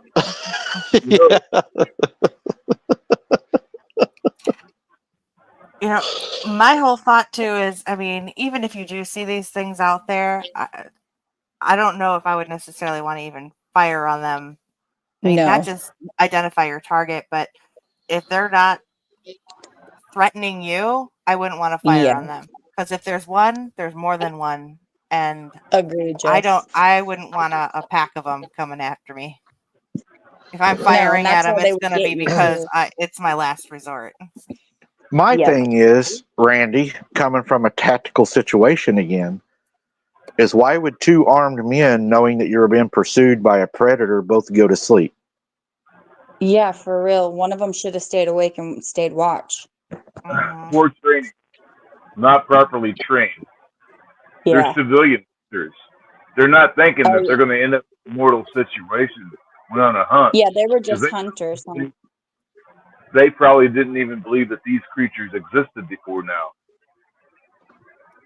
Right. If these people would have had some knowledge that, hey, that there are other creatures in this forest besides just, bears and lions and tigers or whatever, maybe they might not have been shooting at things that they couldn't see. Well, because we're taught in the public school system that none of that stuff is true. That none of these things. So these hunters, they're just average people with the average knowledge of what they're taught by the world. So they had no knowledge of the situation that they were getting in. True. That's why I believe this channel is so important that can prevent stuff like this from happening, from basic information, knowing that these creatures are out there. When you're going into the woods, you could be better prepared. Right. Yeah, true. Well, another thing that kind of bothered me is whenever I spoke to this guy on the phone, they were in the military. But that doesn't mean the military told them about Bigfoot being real. Right, and I'm not going to say what branch, but they Army. were in it. No, Hey, not now. Army. not. Okay, they were in the Army that starts with an N, and we'll leave it with that. No, Navy. No big deal. No, not the Navy. It's still the Army, so shut your face. We're an Army of National one, Guard. okay? Did you see me? Yes. Oh, okay. Thanks a lot, Randy. It's all Randy the same kills me. training. We'll get a You know, shot collar, and we'll have security team fit the shot collar on him out in the field. Okay? We'll put it into this real quick. yeah, goes, just because we're all trained the same doesn't mean that they're all at the same intelligence level, okay? That's true. Oh, my uncle would argue with you on that. I made that mistake today. I told him I was talking to Jesse, and she said the Army is trained the same as the Marines, and he was like, "Absolutely not." I did not say that. Oh, I thought he's like. He's like our boot camp is 10 times the Army's boot camp. He's like, what do you That's say? what every Hoorah! boot camp says about the other. Hoorah! I think. There's nothing in the military doesn't teach you about cryptid. That's true, Randy. They don't. They don't have a cryptid course. Not the basic military. No, but you'd have to be a higher ranking. But what about the elite forces? Yeah, they hunt for cryptids. Probably. There's also a super elite force out there that nobody knows about that exists. We can't talk about them because they don't exist. Right, and we may not for very long if we keep talking about them. They may decide that we're cryptids. I don't know what you're talking about, but you got to think about monsters out here. How could think about all the lies that we've been told? How could they cover all the crap up with giants, monsters? How could they cover this up if it wasn't a lot of? It has to be more than just one country covering all this stuff up. I mean, look at all the people things, and now the truth is coming out. They can't hide the truth. Okay, here's you something. I know this is going to open up the chat. I know it is, and I don't know. I'm probably going to regret even bringing this. But so everything that's going on in Texas right now, I think everybody's pretty much aware of that. I was listening this morning to a guy talking, and he was giving his, talking about all the weird weather patterns we're having right now, right around the world. Even here in Oklahoma, we set a rain record. We got more rain than we've ever had, and we got rain right now. We got nowhere to put it. Well, what if this is the birthing pains, right? And if these are the birthing pains, when do the cryptids start getting a little more confrontational? Hopefully not till I'm back from Oregon. Hey, Mike, let's look at your investigation. Based on your boots on the ground investigations, have you noticed an uptick in activity, or is it getting less? Or can you tell? What is your observation? If I was to sit down and to make a graph from when I was young until right now, going out boots on the ground with the activity level and the distance within the activity, more aggressive. Way higher. Yeah, they seem to be more okay with maybe us getting a glimpse of them. I think that some of them now are wanting to be seen, if that makes sense. I know back when I was younger, we would have the same sounds, you would have the same activity, but it would be at a further distance. Like an example would be a rock being thrown to scare you, right, while they're outside. We're out in the woods on an investigation. We have rocks landing around us. So You go back to Granny's house, the rocks, when you were outside, weren't landing around you. They were landing out in the field and by the chicken house away from you. It seems like everything has come in a little bit. Everything has kind of moved in a little bit. Like, I mean, you're getting the same activity, the same MO, but along with that, they have, if you will, closed the difference, the distance. They're closing the distance. It's like they were out here then, they're in here now. And if this is, in fact, the birthing pains that everybody's talking about, how long until they're here?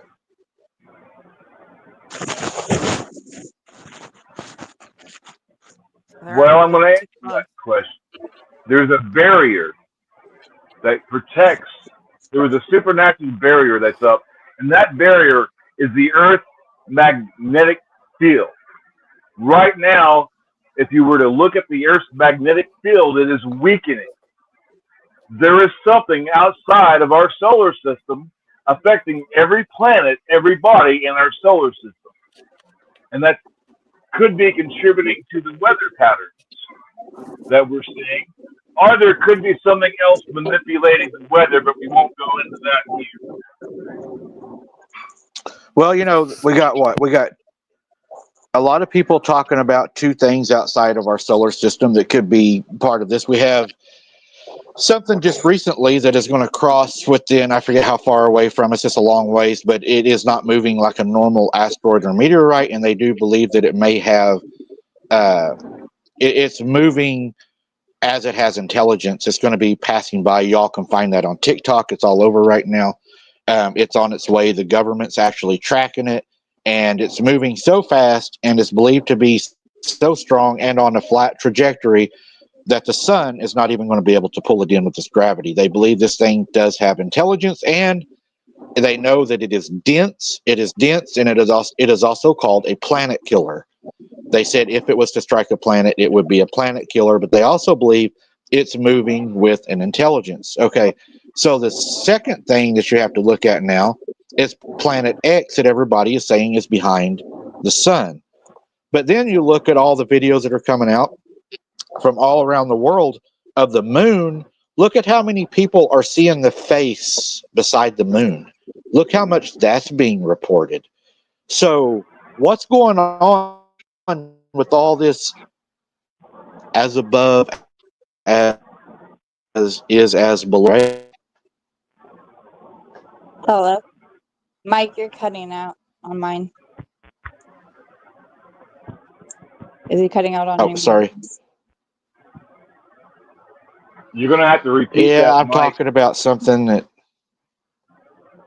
Okay, so what I'm saying is there's this thing, it's going to pass Earth, right? Did y'all hear that part? Yes. They believe it's moving with an intelligence. Okay. If they call it a planet killer because they do know that it is thick, okay? So it's going to pass by so fast the sun's gravity is not even going to be able to pull it in, okay? But it is moving with intelligence on a flat trajectory. Nothing moves like that normally, okay? So then you have the planet they're talking about that's behind the sun, Planet X, whatever you want to call it. Then at nighttime, look at all the people that are taking photos of this face beside the moon, right? But then it brings me back to what is above is the same as what is below. There's nothing new under the sun, and it will be like the days of Noah in the end. What are we fixing to witness that is fixing to come through the veil, guys? Are we fixing to witness more than sounds and shadows and figures? Are we fixing to see the things that make the sounds, the shadows, and the figures? What if these creatures know that the event is coming, and they know that they're going to be able to gorge on human flesh after this event takes place? Right. And this is for entertainment purposes only. There's an entertainment purposes only at the bottom of the screen. This content is satire, and we are only giving possibilities and theories. We do not know everything. Right. No, we're just speculating. Yeah. Looking at the date. listening to the stories, looking at the data, and trying to Right. plot where the data is taking us. And we're just joking. I mean, we all know that there's no face behind the moon or the sun, right? We know that, Yeah, right? I know that. Well, according to some, we live on a flat Earth, so which lie do you want me to believe now? Right, exactly. Exactly. Exactly. Exactly. I mean, Exactly. there's so much misinformation out there. It's like, what's the truth? Hey, there's AI video. AI has gotten so good that they can make an AI video of you, and you wouldn't be able to tell the difference. Well, I have been making AI They can do thumbnails for my anything. trips in the woods, guys, and I am very tactical, if you will notice. I like the wearable AI. Those are pretty cool. Not quite what I've seen, but they're cool looking. Right. Y'all, I So, love you, but I am getting super tired. So I think I'm going to have to call it. all right. We're fixing to call it here shortly. I'm just going to talk a little bit about the boots on the ground, but if you need to run, Amanda, go ahead and you can take off if you want to run. I do. I'm super tired, but I totally enjoyed the show, and thanks for having me again. And Randy and Jess, you're awesome. You too, Mike, and All everyone in the right. chat. Have a great night. Well, thank you. We enjoyed having you. Good night. See you guys later. Good night. All right. Good night. So, Randy, tonight Yes, sir. or Tuesday night, boots on the ground. Okay. What do you expect us to learn? What's your expectations? What do you want to see me do? Is there anything that anybody wants to see me do different out there? Is it that I'm able to do? Bring The water main thing and a is battery you get backup. home. I want you to get home in one piece. Other than that, you can try dimmer lights to draw them in closer. Because if your lights are dim, they're going to come in close. The nights I was out in my field walking with my lights off, they were coming within 2 feet of me. They were walking right behind me within a couple of feet when I'd have my lights off to look at the stars and the moon at night. So what, you're trying to get him if he's wanting to catch them on video, because they're not going to come to you, you're going to have to go to them. And if you go into the woods, you better not go alone. If you leave the trail in the woods, you cannot do that alone. That's just stupid, in my opinion. And as we always say, guys, if I do decide to go into the woods, do not do as I do. I am not promoting that. What I will say, if you want to see what it's like to go into the woods alone and do something and to try to find something, then watch my channel, because odds are I'm probably going to push the envelope a little bit Tuesday night. I do want to be able to yeah, that's exactly right, Teresa. I do want to be able to, and my goal is, let's try to get something on film, right? I mean, we got a few things. I mean, we got what some people are calling the Hat Man in my video. The thing at the stop sign, Randy, I will try to remember to take a tape measure to get that measurement for you, because I know that you want to know how tall that is. I thought I saw like a dog head, and the shadow looked like a dog head on the video. I could be wrong, but I thought I saw like a wolf face on that shadow. Was it just below the stop sign, or did it stick its head up in front of that stop sign? It was almost to the top of the stop sign. Mm-hmm. Yeah, but did it raise up at one time? No, it stepped out. It stepped out of the trees in front of it, and then it stepped back into the trees. Okay. But I thought I saw it in the shadow of that. Was it a shadow that I saw, or I thought it was a black shadow that we saw that moved in and out of frame? No, you actually saw, that was the actual object. Okay. Because I'm shining a light from my head right here, and then I have a light on a light pole. Right, but we can't see the clarity of which, like, there's a couple times you're saying you're pointing your light right at it, and I don't know if it's the camera, the clarity of the camera just isn't there, but I think your eyesight at night is a lot better than that equipment that you're using, because there's times that you're calling stuff out and I simply can't see it. And I think it's your camera. I think the problem with the camera, and I will take a look at it tonight and try to switch it over, is I do know that it does record in 720p. Oh, there's something else I need to ask you about. Did you ever watch any of those videos on Boots in the Ground where you would look at something and suddenly there'd be red light or blue light flashing over the screen? There was one time I thought you were looking at something when you walked into the a little bit. I can see that on my screen when that happens. I don't know what that is, but I do notice that. Could that meter, the radiation meter, be affecting your recording equipment? That's one thing I was wanting to know. Or could these creatures be tampering with your video electronics? Could that be why we're seeing this red and blue light? Because they're able to block the video completely? Or could I don't know, I've never seen this red and blue light before up until you had this meter. So I'm wondering, could the meter be causing the interference? I've never seen that red and blue light out of all these episodes I've watched with you. I have never seen that before as anybody else up until you introduced that meter. So I'm wondering, could the meter be interfering with your video recording? I just wanted to point that out, because I've never seen that red and blue light I don't believe the meter is interfering with the video, but you just gave me an idea, though.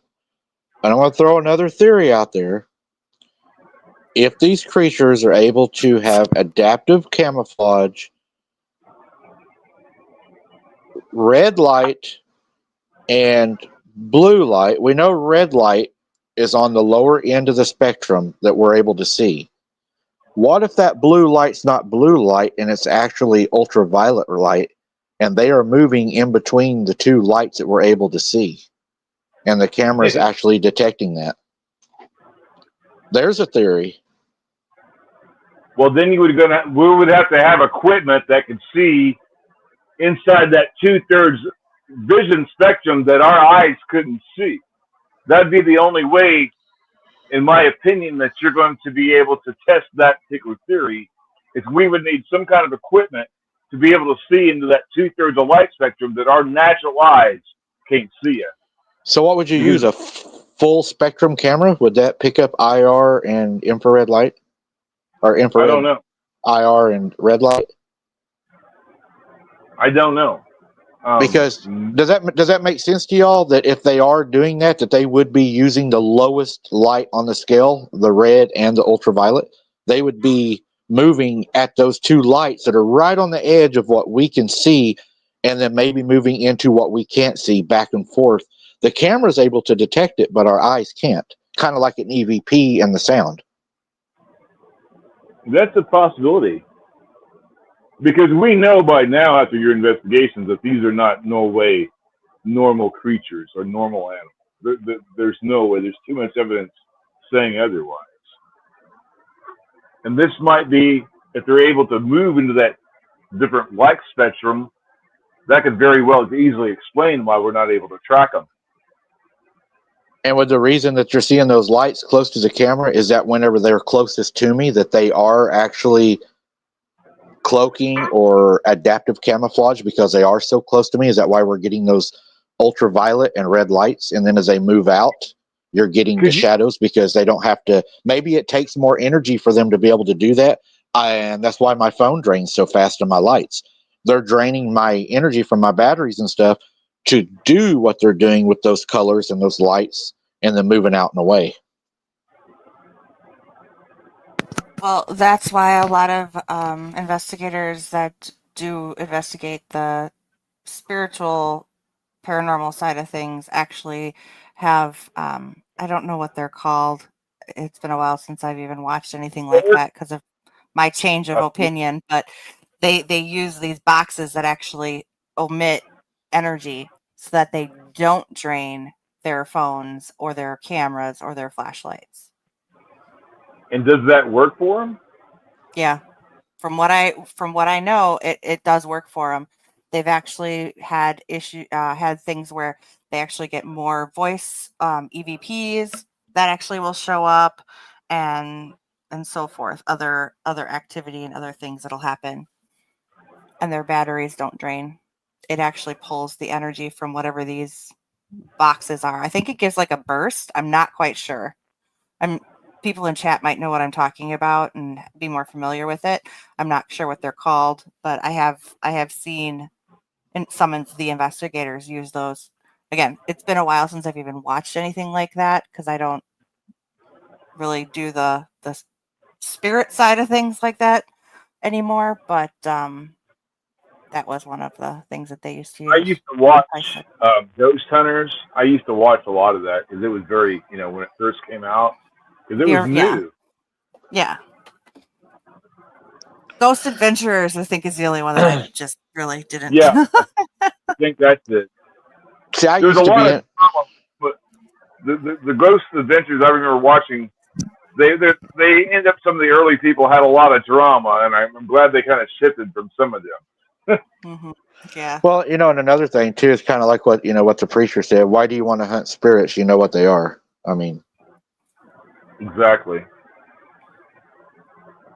But it doesn't mean that their equipment that they're using doesn't come in handy for looking for the cryptids as well, especially if what you're saying, what we think is true, and that these EVPs that are coming across aren't these spirits that most people claim that that's what they are. They are them actually talking in different frequencies, and you're actually capturing it on your video. I really think it is. Some of the voices that come through sound like what other people have been talking about with, the grunting and the noises and the babble and the gibberish that they're actually saying. That's exactly what it sounds like from our perspective, listening while you're out there. Yeah, I mean, I think that in order to be able to get something on camera, I am going to have to probably go into the woods. You look back at what the Native Americans said, that the edge of the woods is not a magical perimeter that stops them. The reason they don't come from the edge of the woods to the opening is because they learned when white men came. White men brought guns. Guns were dangerous in the open. But if you're in the trees, it evens the odds. So they know that we can hurt them, and especially in the opening. But if you go into the trees, that will lessen that gap, because then they feel, okay, we can climb trees, we can hide behind trees, we can use trees for, protection. And we know they move a lot faster than us.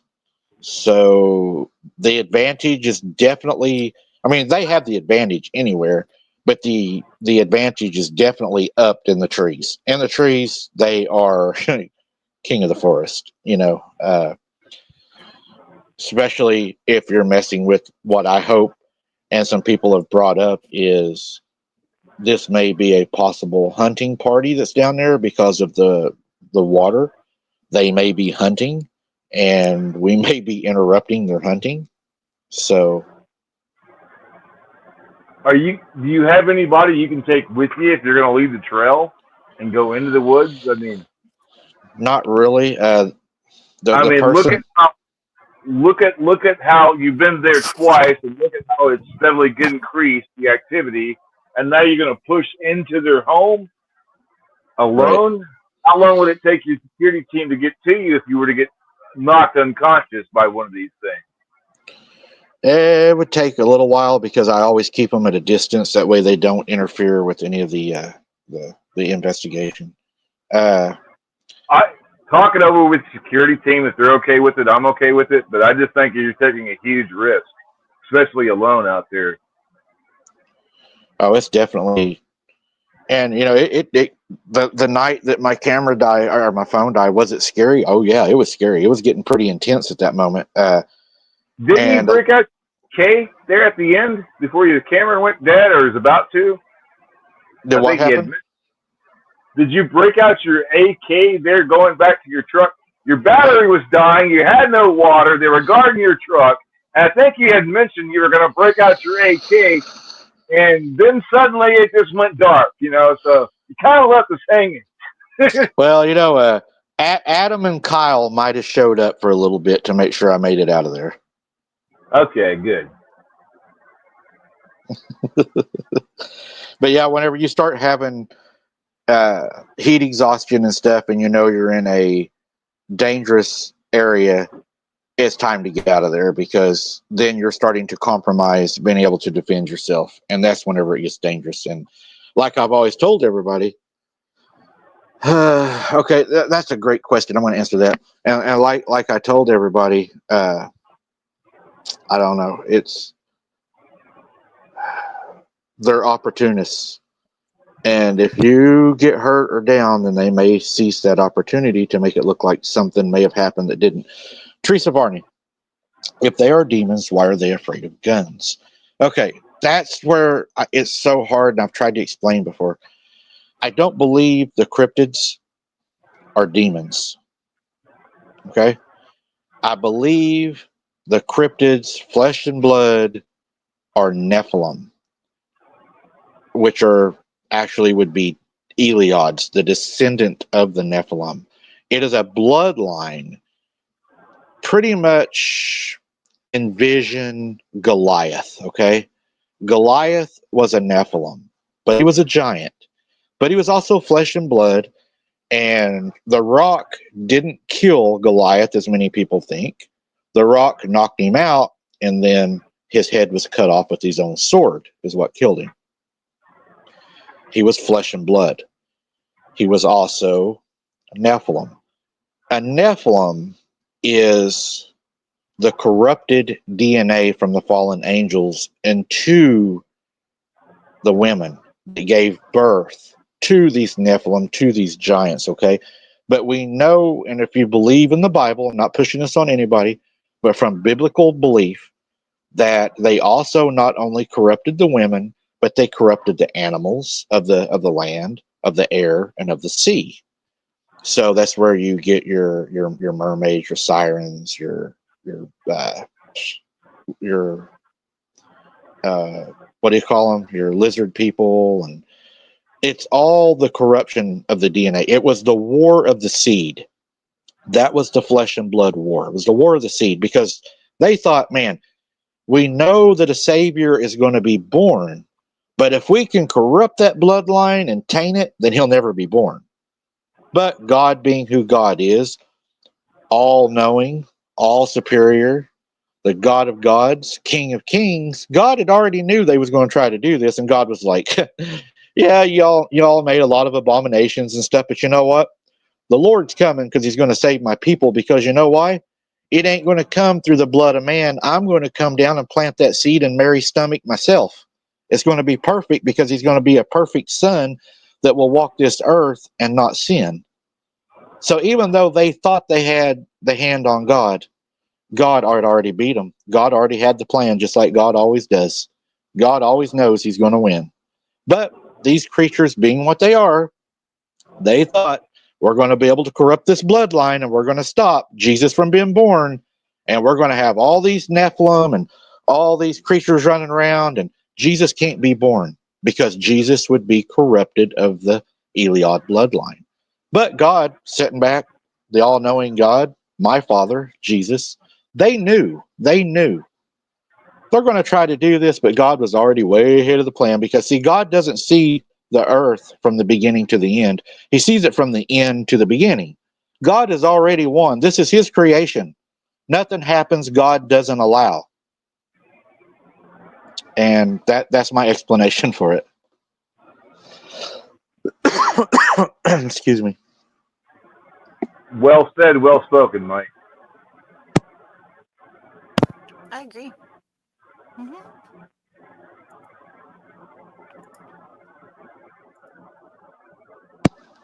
What else? I mean, God is so omnipresent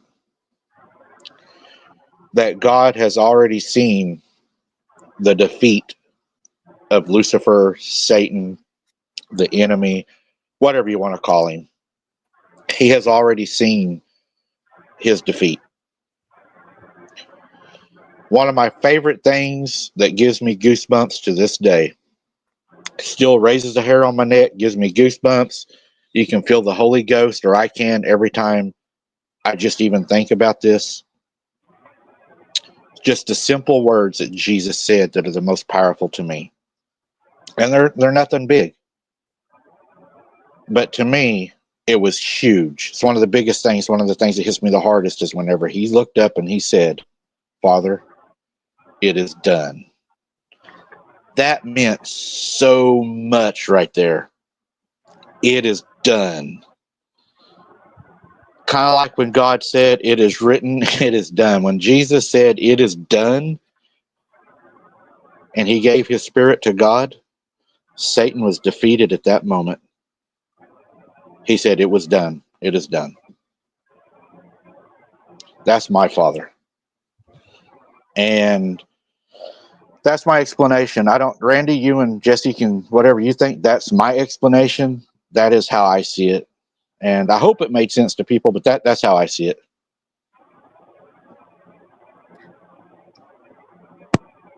Kelly wants to know where you got the information from, because it's not taught that way in the Bible. But, I mean, that could go into a whole other thing, too. The Bible does teach that. If you go back to Genesis and you read it, that the women were took by the fallen angels, the Nephilim. It's all in Genesis. If you read it and break it down, you'll see it. That's where I found it. There's also information in the Apocrypha books that I know people will argue that those are not canon. However, if you look at the reason why those books were originally removed and the information that is in them, it does go into depth into other aspects of the Nephilim, and they're talked about. They're talked about as if it's common knowledge too, as well. These creatures that are walking around on the earth, and so what I was taught about the canons, and then going outside of the Holy Bible, was the Book of Enoch and all the other books that are outside of the Bible. Randy, correct me if I'm wrong, because I know you know about this. There is knowledge there, but we are to be aware of that knowledge, because the Book of Enoch and a lot of those other books, the reason they were removed is because there was contradictions. They were not believed to be the inspired word of God. Now, is there truth in those? Yes. I've been told there is truth, but I've also been told there's also untruth.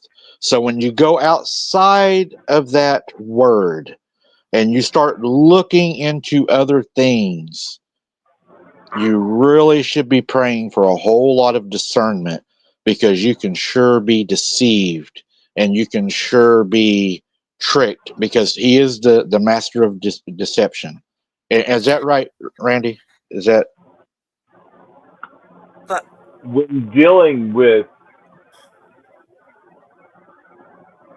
the books outside the Holy Bible, say the Book of Enoch, if you look in the Holy Bible, even Jesus himself made a few references to the books of Enoch. So there are some information in those books. Why would Jesus make references to those books if they weren't valuable? And why were those books removed in the 1600s? So from early on, when they were written, those books were canon at that time, all the way up until the 1600s, when who took them out? Why? Man.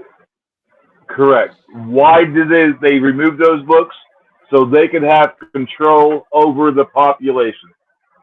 By not having proper, full information about what is in this world,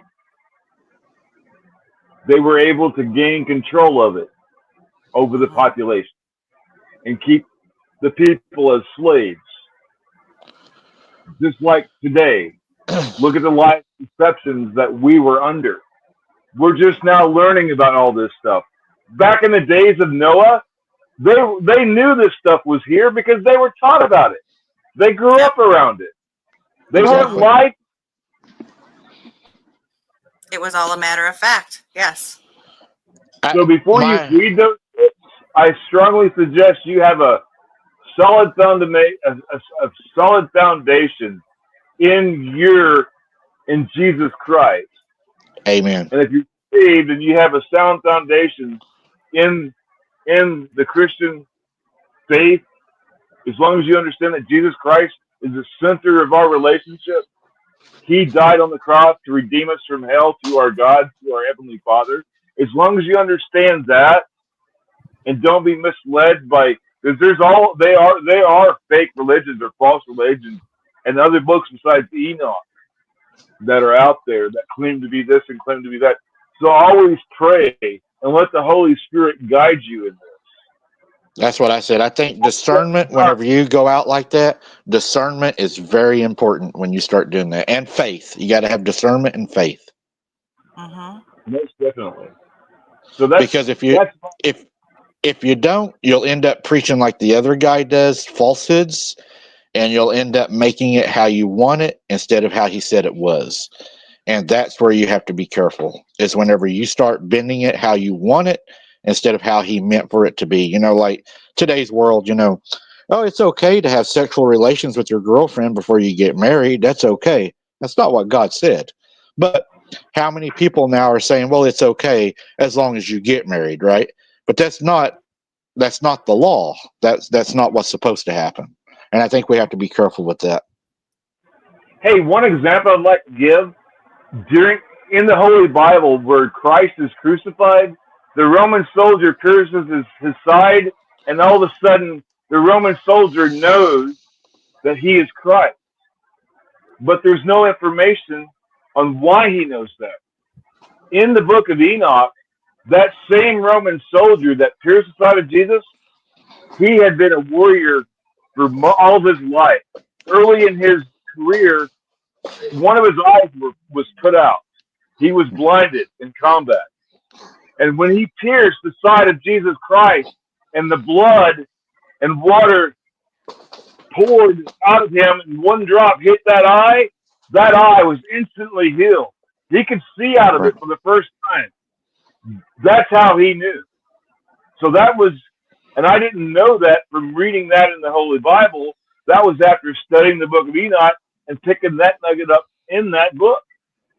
I found that just brought the whole story about what I read about the crucifixion of Jesus Christ and how that soldier knew. That's how he knew, because he got healed from the blood of the Christ. Right. 1 second. Moderators, could you please ban Excalibur? I could not find him. He needs to go immediately. I can't get my chat to roll up, but we can't have that. We will not have any of our co-hosts attacked on the show, guys. Somebody may have already got him.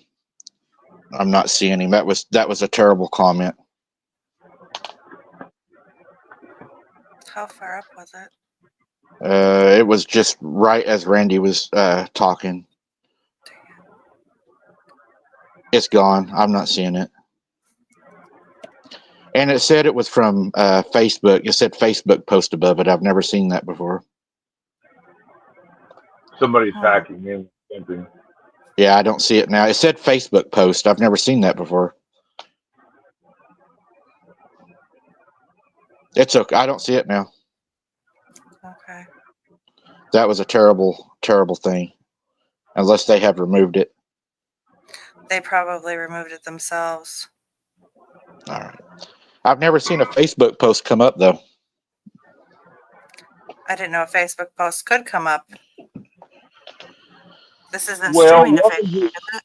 Welcome to the wonderful world of AI. AI can do. It is shared out to Facebook. I am sharing this link out everywhere. So I just don't. So I don't know if they can comment on Facebook and it comes up or not. I don't know. But it said Facebook comment. Okay, Lisa, it's okay. I don't see it now. I'm sure I know who that was. Mm-hmm. But yeah, it was terrible. Okay. All right. It was good. Hey, We got Mike, it. We got it. somebody had asked, when were you going to talk about the vampires? Somebody had asked me that question earlier today. I'm working And on it. It's going to take me a little bit more time because I'm doing some research. I want to go get some research when we talk about it. I want to talk more about the proof of their existence, if you will, more than stories of the past. Does that make sense? I want to show why it's plausible, if that makes sense. yeah. Guys, we have been on here for 2 hours, 45 minutes, and I think it's time for us to take a break. And we got tomorrow off, and then we got Boots on the Ground coming up, and we got a lot of Boots on the Ground coming up. We got like 3 this week coming up. We got Tuesday night, Thursday night, or Thursday morning, and Friday night, guys. 3 of them. And what time are you going Boots on the Ground Tuesday? Tuesday, 9 o'clock, 9 p.m. Okay. Central Standard Time. Excellent. Yeah, I think Tuesday is going to be a date we're going to use. It seems to be really good to me so far. And then Thursday morning at 5 a.m., Belinda, I think that will be a perfect time for you where you're at because it'll be 5 a.m. my time. And then Friday we'll be back to a 9 o'clock Boots on the Ground. And then Sunday, we'll see what happens. We'll see how I feel. We do have a special guest I'm working on, guys. It's going to be coming on. It's going to be a good one. I can't tell you who. That's pretty much all I got. You're going to interview a vampire live on the show for us? Bite me on the neck live. Like the movie Interview with a Vampire? Yeah. I think I'm going to sit down with one, to be honest with you. No, thank you. Yeah. Jess, if you would, walk us out of here. And then Randy. I just want to say I will be doing a show at 6 o'clock p.m. on Tuesday. That show is going to be, as I had suggested previously, since I wasn't able to go out yesterday, my boots on the ground, I'm going to be doing this on AI. So anybody that's interested, please tune in because we're going to break down some of the evils of AI. But for everybody that did show up, we appreciate you. We wouldn't be here without you. Please keep the prayers going for everybody in Texas and dealing with the floods and the aftermath and the continued flooding. Kind to your neighbor, stay hydrated in this heat, and God bless each and every one of you. Well, Right. good evening.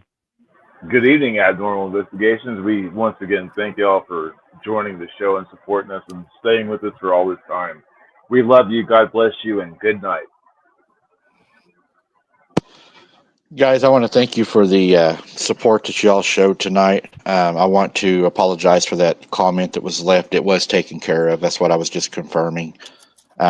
Again, I apologize for that. We can't control what people throw in there, but we can try to get rid of it as fast as we can. Thank you, everyone, for your support, your kind words, words of just support and everything. The new Facebook page should be coming out here pretty soon. Y'all, those that are involved or want to be involved in it, you can join that.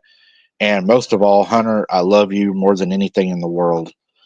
Hope to see you soon. We have a lot of catching up to do. Guys, thank you for the support. I hope to see you. And who's going to be there for the Boots on the Ground Tuesday night, guys? You know you're waiting for it. But we'll go 9 o'clock Tuesday night, guys. I know y'all's going to be there. We're going to have a great night. And again, guys, God bless. Keep your head on a swivel. Don't be something's dinner. And good night. We'll see you on the next one. Good night. Good night.